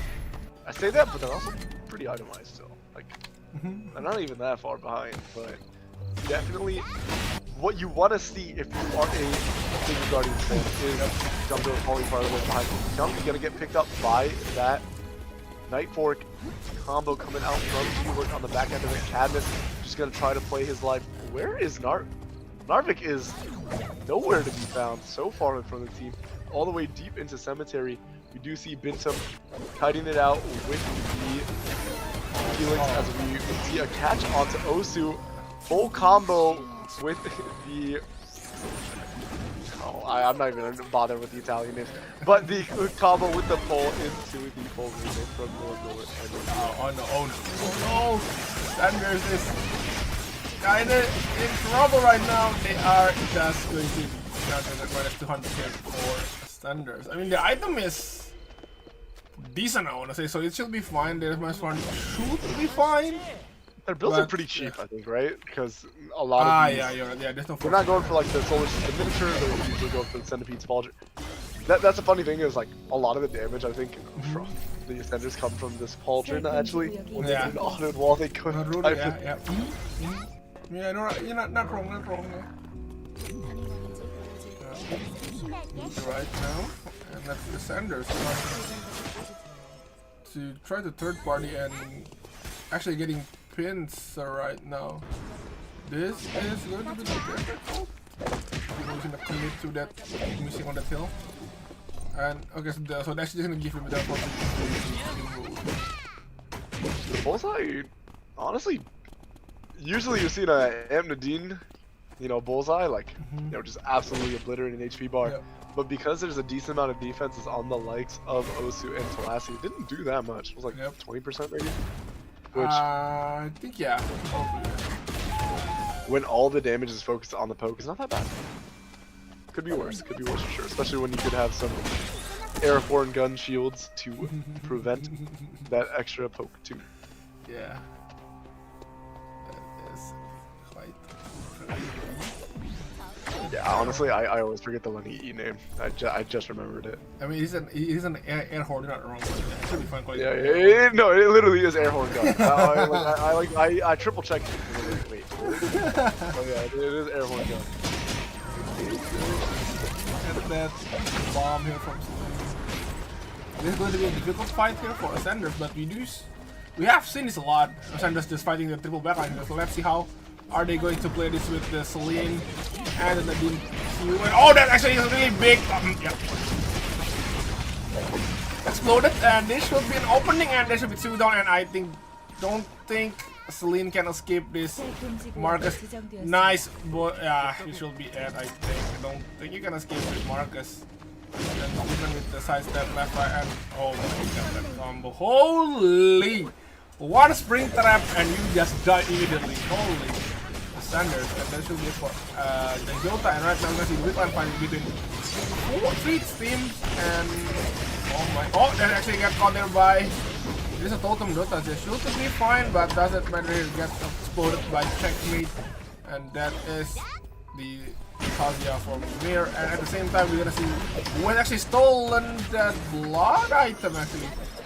Not sorry, I guess they do have the weak one, so not stolen because technically they have the weak one, and this might be bad for Fana. Fana might go down there. It's still day 4, so they're gonna still try to revive with the kiosk, but are they gonna revive it here? Oh, I think that's super risky. I don't. Oh, okay, Eva have that. Oh my god, that damage from Gisela insane. That is really nice. Yeah, that is super nice. Once again, -100, and there's no weak line. Oh, and we lost the blood. The blood was on Teamwork's body, so that won't be a yeah, that is not looking good here for Wales. But at the same time, Guardian is just way too deep and now getting cornered by Mir right now. And can they actually with something right to help this? Absolutely oh my god, annihilated Vince on the back end of that though. But it looks like Curry will be going down. Was able to transfer over that BF over to Satan, but Satan quickly cut out through the chaser. Yeah. But where are you gonna rest your team? That is the bad. This is the situation right now, and I think school is the one way you can do it, but can they do it? I mean, Daegu Guardians need this res because they really want to use this game to catch up to Jeju Shadow. They need a good performance here. They can get at least one res here in Pawn, but blinking for it. Do they have? Yeah, they should have the gadget energy for the VLS on. Yeah, okay. I was gonna say guys, but Satan will be able to make it back now. I don't think they're gonna be able to get the likes of. I mean, are they gonna? Yeah, I think the chances of getting their Ysina back up is kind of low though. So it will just be Satan and Curry doing it up. I don't know. Is it Soe on the Ysina right now? I don't know. I think it's. Now I can't see it. I don't know. Probably. But yeah, I don't know if they're going to get the opportunity. They have some time to farm, but are they going to be able to catch Lumi a second time? Not a lot of red timer left. A lot of it from Satan. No, let's see here.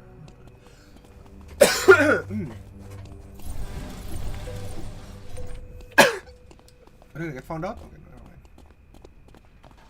Okay. Oh, are they gonna get caught here? Oh, are the Guardian might be beating Will right now? Will Creatine hit their best to escape from that chase, but I don't think that is possible, and that will be another down here for Guardian. I mean, Guardian is in a good point, 14.5 points, so that it is going to be difficult. So I guess holding your position right now should be the best answer, but full rainbow, the blink still available, but I think it should be it for sorry, not Mirror. I think it's Guardian. And Satan will go down in the 5th place. Jeju Shadow are so fed, by the way. It is crazy. Indeed, they are having like 4 blood item right now, and at the same time, Wales right now only one member having that blood, but it is the Eva, so it should be fine. Should be, I wanna say. I mean, they have a decent amount of firepower, but compared to Jishin right now, I don't think that is going to be. I mean, they're going to be a problem there. Yeah, I mean, Yomon is on 2 bloods. Yeah, insane. And the Ascenders right now actually chilling, and they with it was their arm piece is now a blood item in there on the Marcus. I think it should be the Fafnir, I think. Yeah, it is the Fafnir. We were able to see it a little bit earlier. Fafnir is so strong when you have access to shields otherwise, because there's so much ramping defense. 잠시 후 임시 안전지대가 활성화됩니다. This will be. Never mind.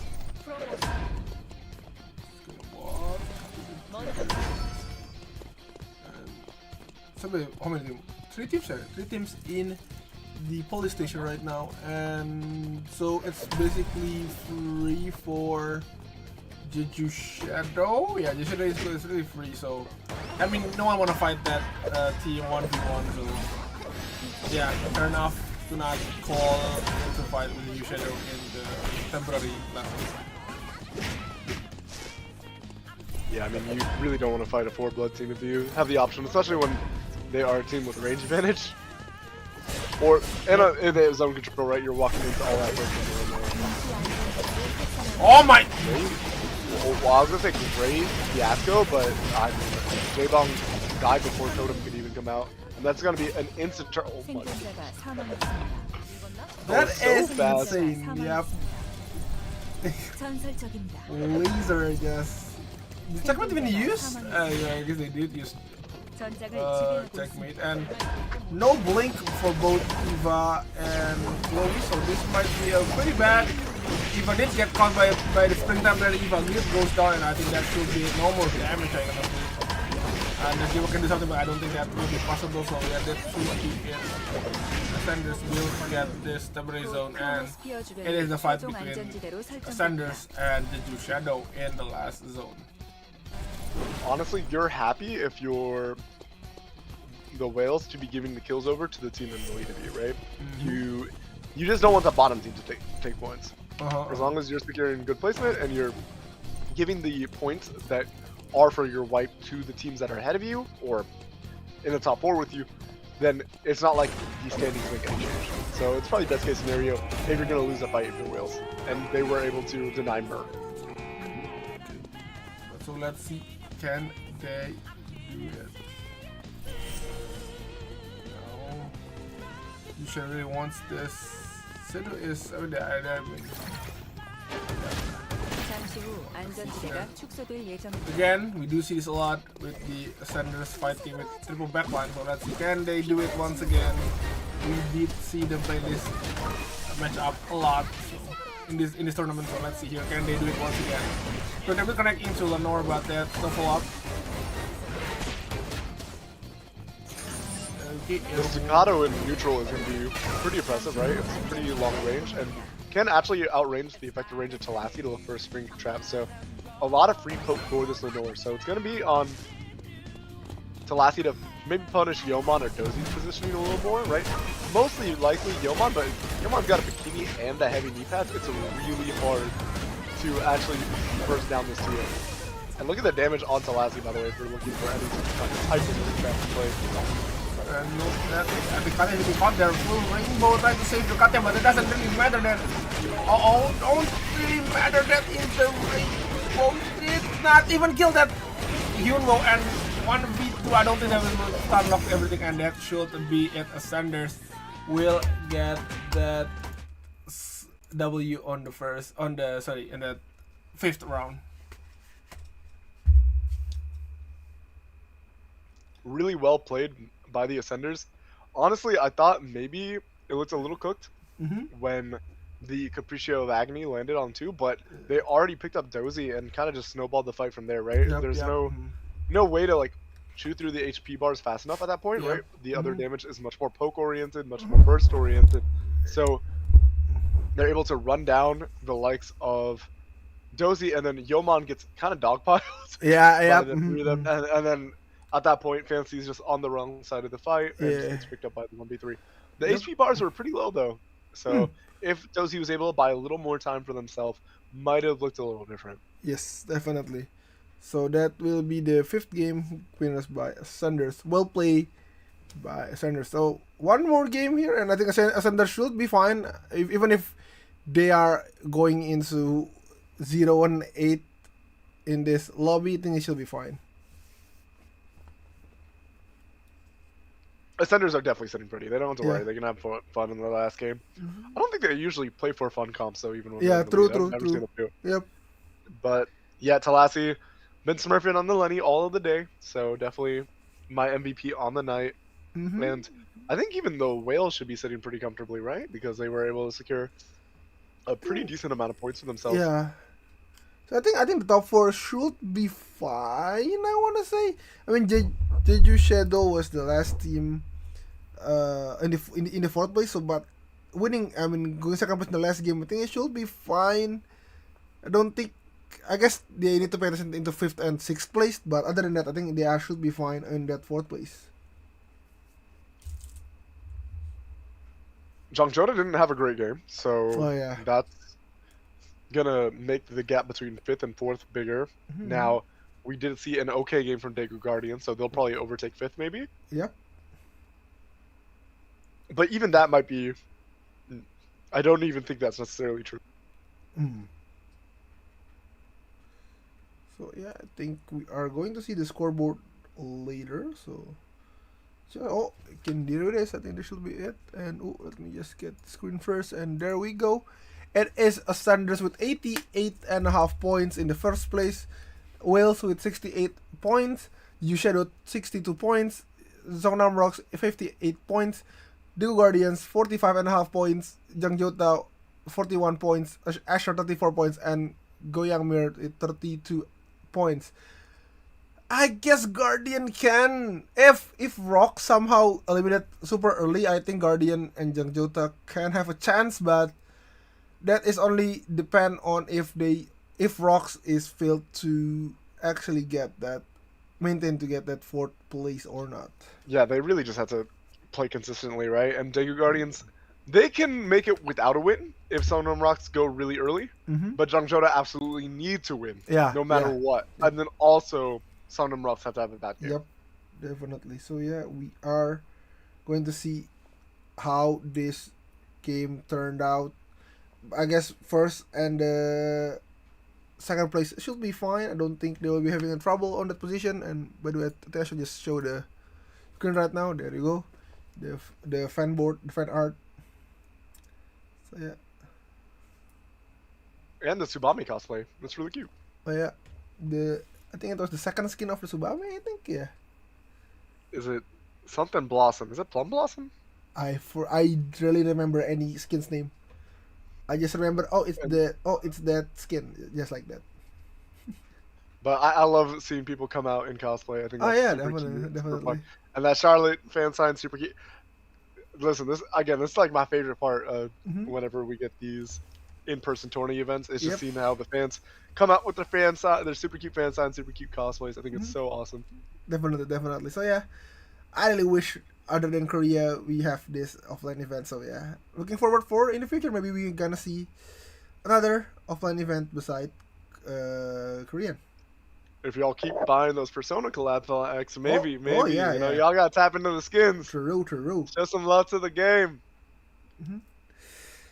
So yeah, and it's still waiting for still just showing off this fan sign before we jump into the game. And I did finally tap into the Persona skins myself. Is this Tia? No, I think it's a fan art for the GSXG. Oh yeah, okay. Yeah, So I think. is that like a Chibi Blair? Maybe. There's a lot. It was a little hard for me to see, but yeah, it could also just be maybe like a original character or something. Yeah, these two. And it's a heart. It's a heart. What else we got? Oh, we got a all checkpoint, all green. Yeah, that's not the only thing I can read. Something about season 10. I can see that as 10 too. True. I don't know if we have any people who read Korean in chat, but definitely would appreciate if there is throwing out some of those translations every now and then. Yeah, true. I do wonder what the fans are saying to their teams. We do have a nice little Ascenders fan sign here too. Yeah. So we are. Oh, that's so cute! The acrylic stand. I really wish I really want that. So yeah, that's cute there. Fan sign and a lot of text. And I can't read it. It is a very passionate letter. Yeah, no way. Yep, definitely. Yeah. So you have your biggest fan here. Legit, like I mean, I'm locking in if I see somebody write a poem for me or like a paragraph. It might be a fanfic of you, you know. So yeah, and we have the Telsia art and yeah, this is the cute Coraline art here, sticker one, and I believe it was Arda question mark. Definitely looks like Arda, right? You got the whole scarf set up and everything. Yep. Oh, falling down there, and yeah, we think we are going to start soon our last game. So let's see here who will be our top 4. I mean, we don't want to spoiler, but I guess seeing the last scoreboard, we do see that the first and the second place is kind of locked in, so there won't be any changing in that place. Even if this first place going 8, I think they should be fine. But yeah, we are going to in the Carta Select, and this should be the Carta Select right about now. Oh, not yet. Okay. Bang! Yeah, we see it on the screen at least. Yeah. So should be anytime soon. But I don't think we're gonna see any switch ups on the character. Okay, never mind. Good looks, Asher. Yep, salute. Oh, never mind. No, okay, never mind. No, I'm just gonna keep the cut, yeah. And we do see Heart. Let's see Heart. And I think Heart has a little more agency in making aggressive plays and trying to hunt for kills than maybe the Nadine does, right? Yep. And Sanders still using that Lenny Marcus comp. They don't want to change any single comp. They're just gonna keeping lock on that comp. Oh, Coraline is being picked there for Jota, and Asher almost locked onto the Charlotte. Should be fine. They're gonna use the Adela now, and Guardian gonna use that Cecilla, Justina, and Katya. Katya is 3-team picking Katya, but there's no round, so doesn't really matter if you guys pick, if they pick more than 3 Katya. And yeah, this will be the VDC core line, and it's only Matone who's having the core line. Only him. Alright, but I'm telling you, clip it and ship it. Season 11, first series, right? We're going to tap in our ERM. 6 teams to core line. Yeah, okay. Clip it and ship it. True. I'm putting money down on it. And then On Gas Bucks the Soul. 잠시 후 We're about to- 절망의 I mean, to be expected. I'm not surprised if core line being picked by 6 team, honestly, on the next ERM. But yeah, we'll see. Will that will be happening or not? 활성화합니다. Okay. So yeah, here comes the middle stage there. I'm not sure. Is that even a stage? I think they're gonna put the trophy there. I think tomorrow, not today. Yeah. So I guess they got this pre-set up dolly cam. Oh, for yeah. zooming on the that actually makes a lot of sense. That's probably why they have that dolly cam set up. And this is in this Carlet now farming. So good on there. Alright, let's see. Do you think that Daegu Guardians or Jota can snipe the spot from Rocks? I think Guardian have a chance. I wanna say they do playing well. Jota, on the other hand, I mean they play really well, but I don't know, their comms is I don't think the heart is good on this. I think I prefer something that can support really tank, but for now let's see here. Sealed goes down by Wales. I think they're just going to be super aggressive right now. Oh my god, super aggressive, right? Super aggressive. Yeah, I mean, honestly, this is like a good time to be aggressive because Oh yeah. you just need to rack up any points, right? Any extra points to make your lead that much more, right? And this fight between Jetsu Shadow and Jota is actually pretty important, right? Because it dictates tempo. And Jota really needs these points, and they also need Jetsu Shadow to be on any kind of back foot. But Suru is gonna go down before the Peacemaker can be dropped dead, yeah. It's cooldown though. So yeah. I don't think it's either already been used or it's just used and then died immediately, but they actually get the kill here. Look at that! Oh the- my Yeah. It's crazy, and now Scarlet's going for that run back instantly. Suru's back up, has Is the it break? breaker available. Ooh, for line. Yeah. Okay, nice. Good trades. Great shackles of sins coming out from the likes of Kyoto, and just good follow-up coming out from the entirety of Jota. Now, they gave some points over to Jetsu Shadow, which probably means that now you're just playing to catch up to Sunday Rock. That'll be it. It's tenable to catch up to Jetsu Shadow at this point. They're at 64 points. A 23-point deficit to make up from the get-go, as we do see the fight between Sunday Rock and the likes of Young Buck Ascenders. Talassi is going to get caught out by the Babylon's Cube, going to get that root off, and and actually we did see Osu go down as well, so going to be point over to Sungnam Rocks if you're a Jota enjoyer that is not what you want to see. Because as long as honestly, it's just as long as Jetsu Shadow and Sungnam Rocks accumulate enough points, the results of this lobby are pretty much pulled down to completion. Playing for swag for the most part for this year. If these teams are able to secure some points. Now, after it's going to get blank, and I just give up a chase. And oh no, I should not give up. It's just changing target into Siko right now, and Siko's getting slowed. From landing air horn. One more yet. This is the rubber skill to escape. Spring tap, blink into a wall, and here comes the checkmate. And okay, so they will save, but yeah, the auto attack just enough to make the Adela goes down. Yona down too, so Asher gonna be on the recall time as a little bit pre-info. As we do see the poke coming out from Kyoto. Suru was forced out on that Oh, actually, no. Yeah, Super was forced to use the Peacemaker, but it did look like the likes of Jiwoo got pretty low, and we do see Scarlet already down for Jung Joda, so gonna still possible to contest an objective, right? Yep. Scarlet will be up in time, but so not the best timing. They will have that right No, it is. Okay, get the break again. Just the last second there for Guardian. Guardian now it's down 20 seconds because of the break, so they are missing a lot of things here for Guardian. They are not going really well. And Meteorite will go to Jurok here. And Jurok is gonna tank everything. They're gonna use the castle to escape, and that should be fine. And they actually get the kill on the Emma right now. Oh, it's going to be pretty bad here for Jota. And in the stream, we do see Asher lose their Justina, and yeah, Yona just gonna cook the food.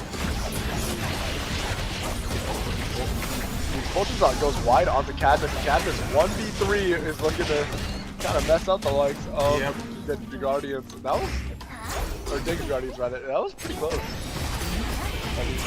Gonna use that Peacemaker to get the kill on Storm Chaser. You know, it's really disturbing when Cadmus is going in 1v3 and you're like, oh wow, that looked close. Yeah. Oh, wow, that looked close. Yeah. Huh. Yeah, it is true. Cadmus is being Ekion, I guess. Ekion dude. Ekion stuff.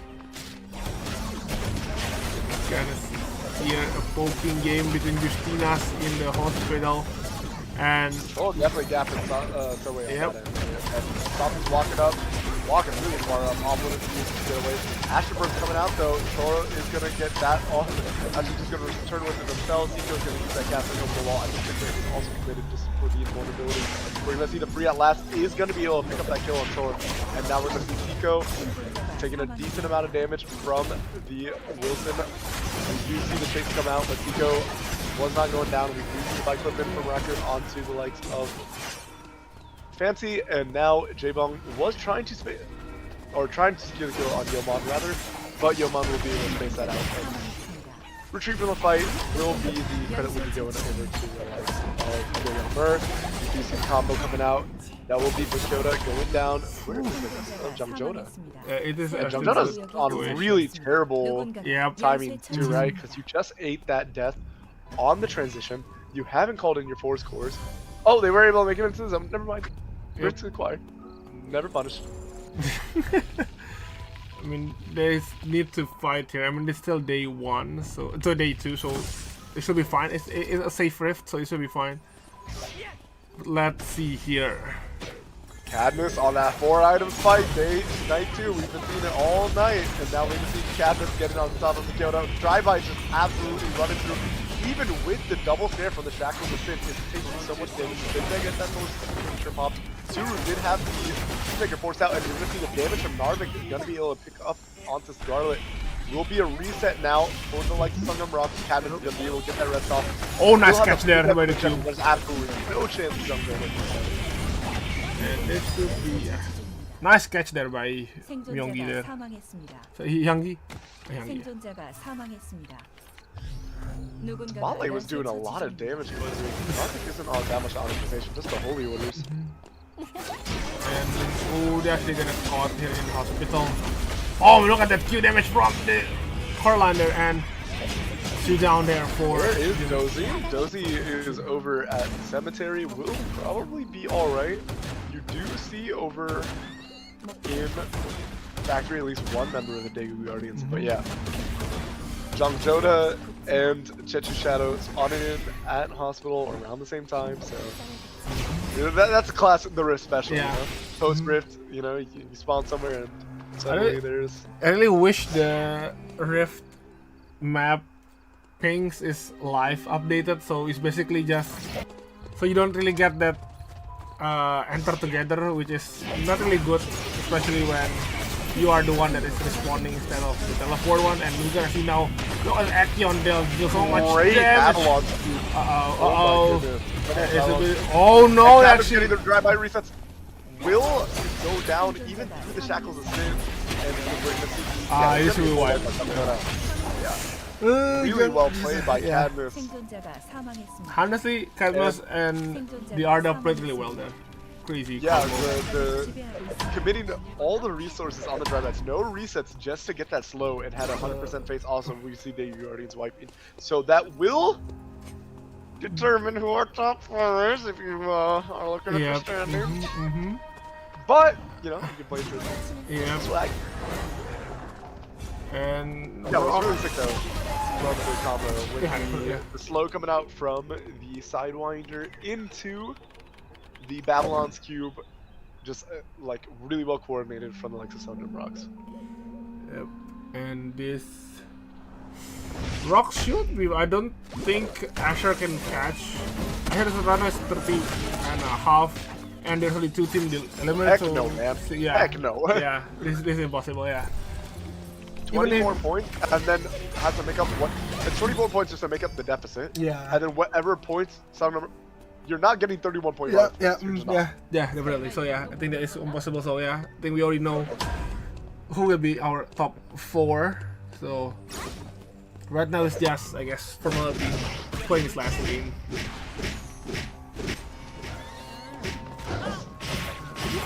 We're gonna fight here in the archer range. We're gonna find the Hyunwoo here. Oh, look at damage! That should be it for Hyunwoo. Yep, Hyunwoo goes down, and that is a day 3. So need to spend credits to revive your teammates. Yeah, all these teams though. I mean, if you're in the top 4, you just breathe the sigh of relief. I feel like Ascenders, their cortisol lower levels have never been lower. Like it's fine, you eat Osu's death, but like you're not like you've already made it to the finals. So Yeah, true. you know, you lean back in your chair. I promise you, Osu is like you know, like pulling up that lever. You know, Yeah. leaning it all the way back. You know, basically lying down with the bed. So nice attempt at to cancel the rift, take from Talassi. Still trying to find a res opportunity. Now it wasn't just Curry, I think, or no, Fancy rather, He get it. who went into the zone. Will be able to secure a free mithril for themselves. Is they gonna go to the Black Death? It will be. And it's unfortunate that the 2 teams that is eliminated in this round is the 2 teams that can actually have a chance in the top 4. But yeah, it is what it is, man. Sometimes you wish the cookie had more structural integrity, but it just crumbles anyways. It is what it is. But it's fine. I think a lot of the teams here are just gonna use this for data collection, get some practice. I think when you are super far behind, though, testing new comps is always not a bad idea. Yeah. Or super far ahead, right? Yeah. We might see a fight again, I guess, between Mir and Asher. Oh, wait. Okay, now he's fighting, and Tazi actually going to solo out Chell right now in the back of this gas station. He's gonna use the assault burst to escape, hit the stun just to prevent him getting stunned, and this should be. Oh no, never mind. Q misses. I don't think that should be enough. And oh, they are taking the wrong side of the map there. I think they lose their Ardella, and then also lose their Katya, and this should be it for Asher. Oh, whoop.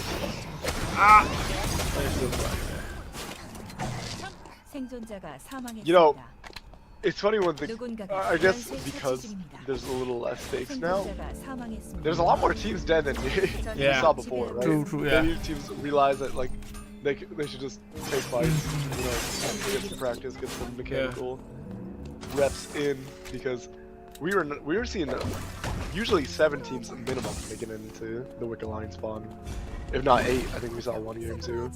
So in general, I think in terms of full terminates, we have not seen that many earlier in the game. Pre Wicked Lion spawn, honestly. Definitely. Usually seeing 7 to 8 on Wicked Lion spawn. I mean, it's only last game, so yeah, I think it's pretty hard for them to just keep up with the other top 4 teams. So yeah, I mean, I can understand why they're just going to play with the build just to, I guess, use it as a training outlet, I want to say. Double VF to Narvik, by the way. Oh boy. But pre-Wick spawn, by the way. So we're gonna see the red shoes and the high noon. And the Queen of Hearts, I think, over to the Art. I guess they were able to secure a play.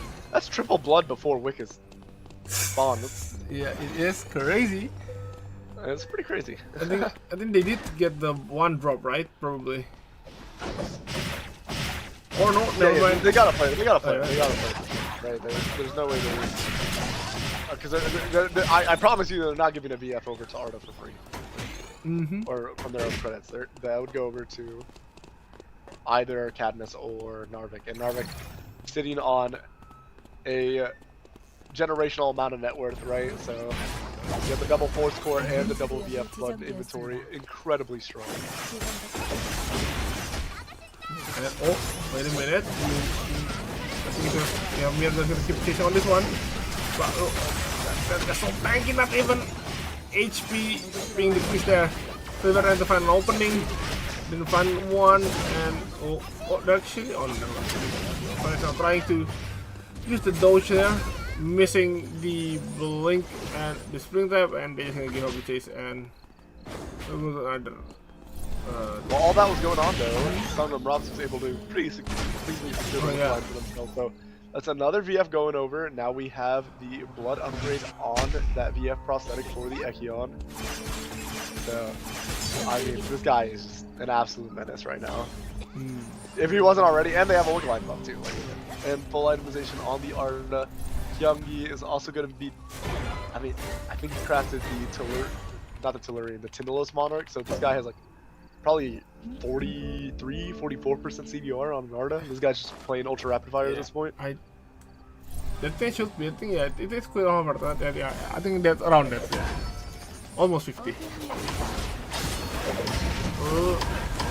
Gonna use the smash to the drain just for escape and go to score. And they actually found out by Young Emir. And then he discovered the body from Songnam Rock station. They're gonna try to clean up this mess. And again, for the wheel goes down here. Yes, indeed. Yeah, Songnam Rocks are insanely strong. They can just run over the lobby. And the thing is, you can't run away from this team, right? You got an Echion and you got an Arda. So Oh no. if they find you, here's the main thing, right? If they're able to find you, they can't kill you. And they can commit to the chase really easily. And I'm gonna go fight here, a third party between it is Shadow versus Aksan. There's an third party from Rocks. No team catch this third party break. Everyone just keep getting third party A, B, C, D, E, F, and maybe Lassie will go down with timer or no. And actually, Rock managed to revive their teammates, but here's come Arda with the Dimrat gate, trying to escape. Cadmus is just, yeah, Cadmus is such a menace, man. He's just getting the Dimrat gate and then just immediately running at any person. Youngie is just enabling both Narvik and Cadmus to use all their cooldowns, not to get in range, but to actually like dish out the damage, right? Because the other thing is, it makes the acceptance speech play so much easier for the Jenny. You're usually looking at it from the aspect of the Echion dive, but Jenny actually does want to make pretty aggressive plays because she has the play dead, and if she doesn't have to use her dashes to commit to the cooldown to get in range of the acceptance speech, then she's able to use that to either go for a combo or just a ton of burst damage on the chase. True. So yeah, by the time that Young Mir is really low on the timer and thing may be classy right now. Classy, you know, and that, get the kill here for Mir. But yeah, looking at this, I don't think Mir can climb any more than this. The fight between Songnam Rocks is on. I was seeing it on the map between Young Jewels and Songnam Rocks. It's a little hard though for Cadmus to actually dive through that team. Maybe at this point, there's a lot of itemization.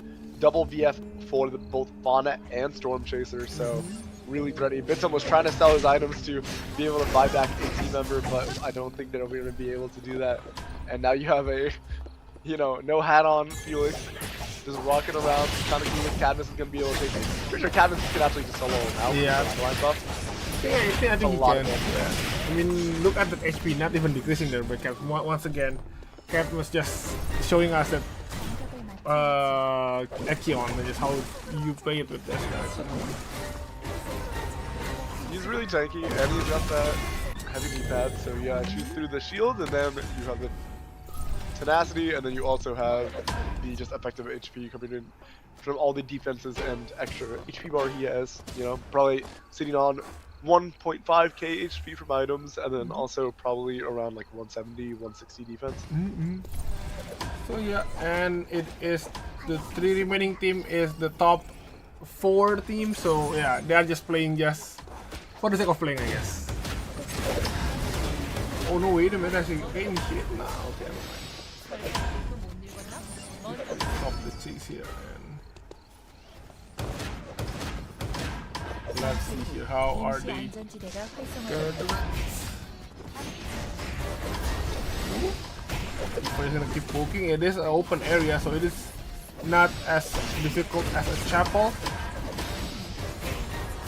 Let's see what will they do in this one. He is too far over.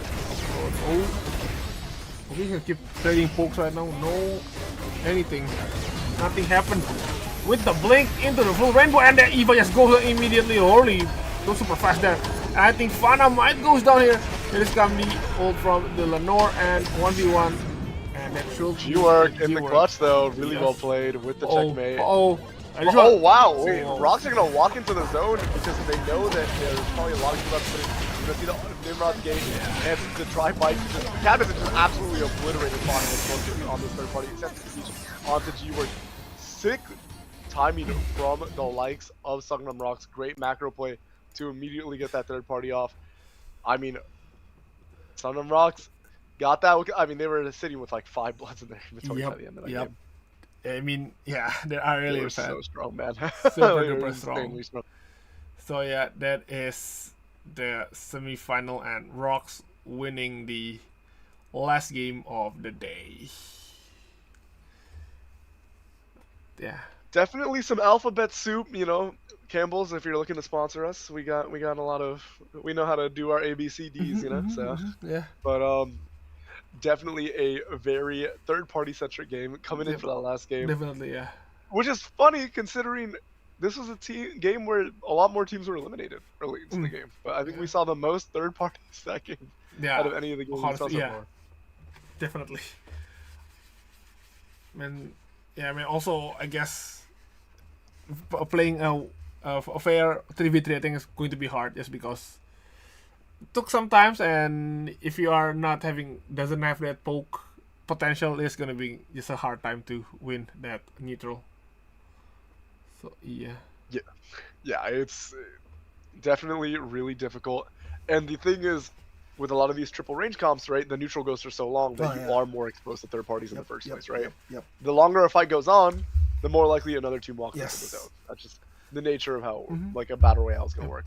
And You especially usually want your fights to be decisive. Oh yeah, definitely, and especially with the late game, the map has become smaller and smaller, and it will become more difficult to more easy to get third party by the situation. But that'll do it. Mm-hmm. We already knew our teams, kind of. So if you've been paying close attention, you will know which teams are going to be joining us for the finals tomorrow, joined by Superior, not me. So definitely send some love to Superior when he taps back in for the stream. But it's a pretty banger series, I think, all things considered.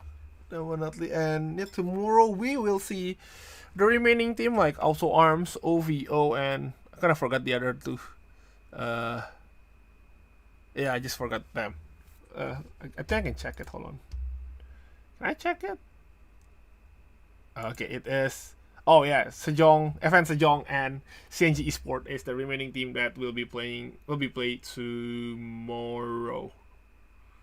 Yeah, but I think we're gonna see the result very very soon after this. So yeah, just wait a little bit more. I mean, stay tuned because we still got the scores. But Of course, definitely. if you're paying attention, you already know who made it out. But we won't spoil in case you weren't paying attention, you know. So you get a little bit of a surprise. Or for the people who tune into the stream a little late, you know. Good morning, good afternoon, whatever time zone you're in. Yep. Yeah, just a little bit. Wait a moment. And then, oh yeah, definitely is so much really fun to see, especially seeing that. Yeah, I guess coming to this, I thought that we're gonna see a lot of Coraline just because Coraline is really strong right now, and we won't be seeing any brawler comp, but Sanders and I guess to an extent, Rocks just showing us that the melee comp is still super duper viable. Yeah, I mean it's definitely viable if you just full send it with two 3.5k HP bruisers. Oh yeah, definitely. Just running them down with a Lenny. And I mean Talasi is my go to the night. I'm not gonna lie. This guy was a beast tonight. Yeah, the Talasi really performed really well today. Like, I don't see him making any bad play. Like most of the Lenny plays just play really well. And they're staining CC altogether really strong. Yeah, the CC combos coming out from Ascenders were pretty nasty. Yeah. For sure. So, for the melee players, it's not all just unjust triple range, There's also unjust bruiser Lenny deathball combs, because those look just as evil when you watch that. Yeah, definitely. It is. I mean, you gotta move. You don't play the game. You don't play the game. Okay, we can see the score now. It is Sanders in the first place with 94 points, and then Wheels with 88.5 points, and Rocks with 79.5 points, and in the fourth place we have Juju Shadow with 74 points, and that fourth team will be seeing them again tomorrow on the finals. And the remaining team that didn't manage to qualify, I mean, thanks for playing, and I mean, they already managed to go to the semifinal. Honestly, they already achieved really something that not many people can do it. Yeah, they're always hungry for more though, so we'll see them back probably next season. Yeah. And shout out to Sundom Rocks, one of our LCQ teams, making it to finals. Yeah. Bang bang. So yeah, we are going to probably another interview. So yeah, before they just probably gonna do an interview. So while we are at it, I will just gonna show you guys what you have been waiting for. There you go, the points for today. And oh, you're actually gonna get some new logo there. It's icon in your game. So make sure to use the code, or maybe I can just type it. And once again, I don't know how 0 and O work, so you guys can figure it out. Which one is O, which one is 0. One of y'all got the client open, and if you can post which message or which code is correct with the zeros and O's, I will pin it in the chat for you. Yep. Thank you. Okay. So yeah, they're just gonna do the interview here, probably for Sanders, I believe so. Yeah, and I think tomorrow there will be going to be a bit early compared to the usual time. It should be on 2 p.m. Korean time, so it will be 10, I think, for NA. That will be Mm-hmm. for you Eastern Standard Timers. Mm-hmm. 1 p.m. Oh. I believe. Wait, is it? Wait, are we? Wait, let me make sure. Or 1 a.m. and then for Pacific time. But I'm gonna just double check for y'all, because I don't want to be feeding false information. It will be 1 a.m. EST for you East Coast gamers, and it will be at 10 for you Pacific gamers. So you can actually watch some ERM before you go to bed. Isn't that cool? Yeah. But I know most of y'all stay up till 4 a.m. anyways. Yeah. Make sure to watch the final. Maybe you wanna see. Maybe you guys make some bet on that your favorite team. So maybe guys wanna see who's winning this season before the season end. I think that's not the. Is it the last? Yeah, probably this. I think ERM this season is quite fast. Usually the final is during pre-season, but right now it's super fast. Like we still have like 2 more weeks or maybe 3 more weeks before the season ends, but we're already closing the ERM right now. So yeah, I think this season is really fast with the ERM. Yeah, for sure. But you know it's not over yet. This is the western side. We got the NAERCC coming up soon, so tap into that for sure.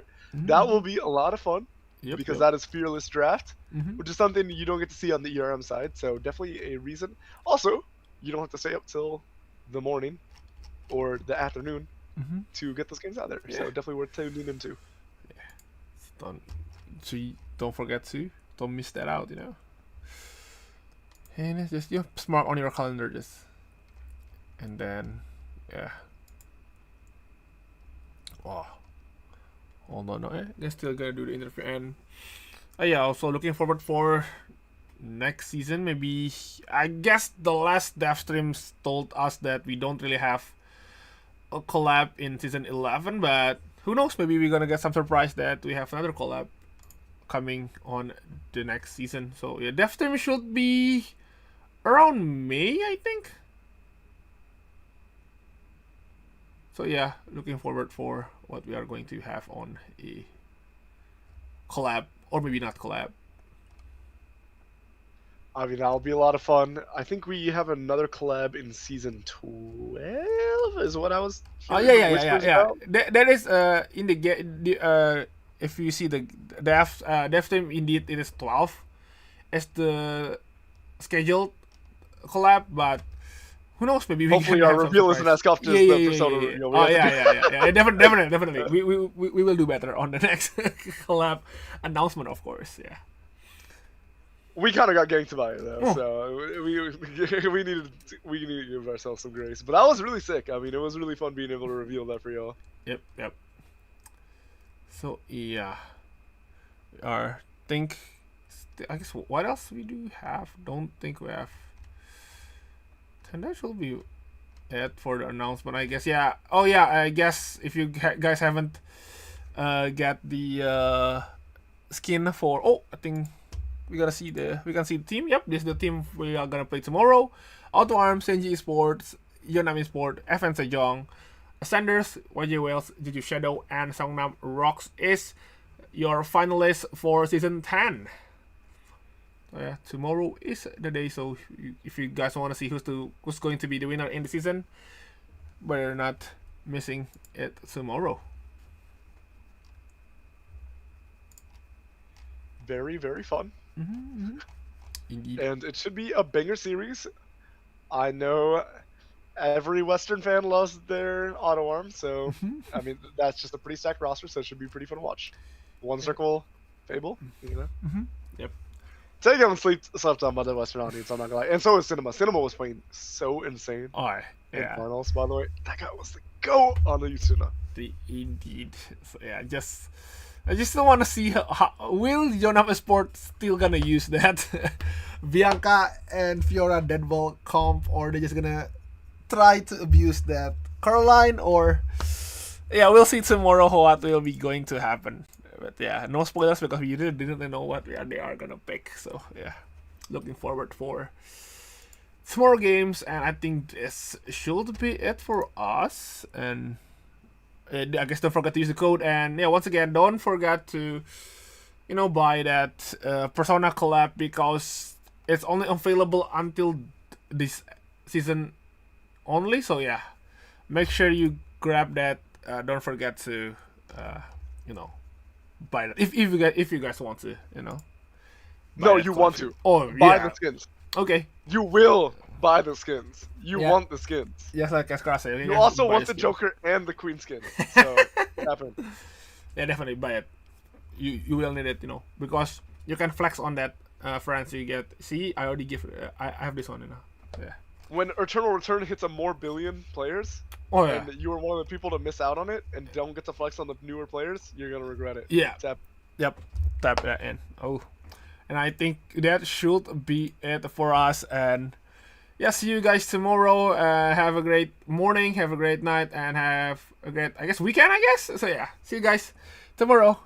Bye-bye.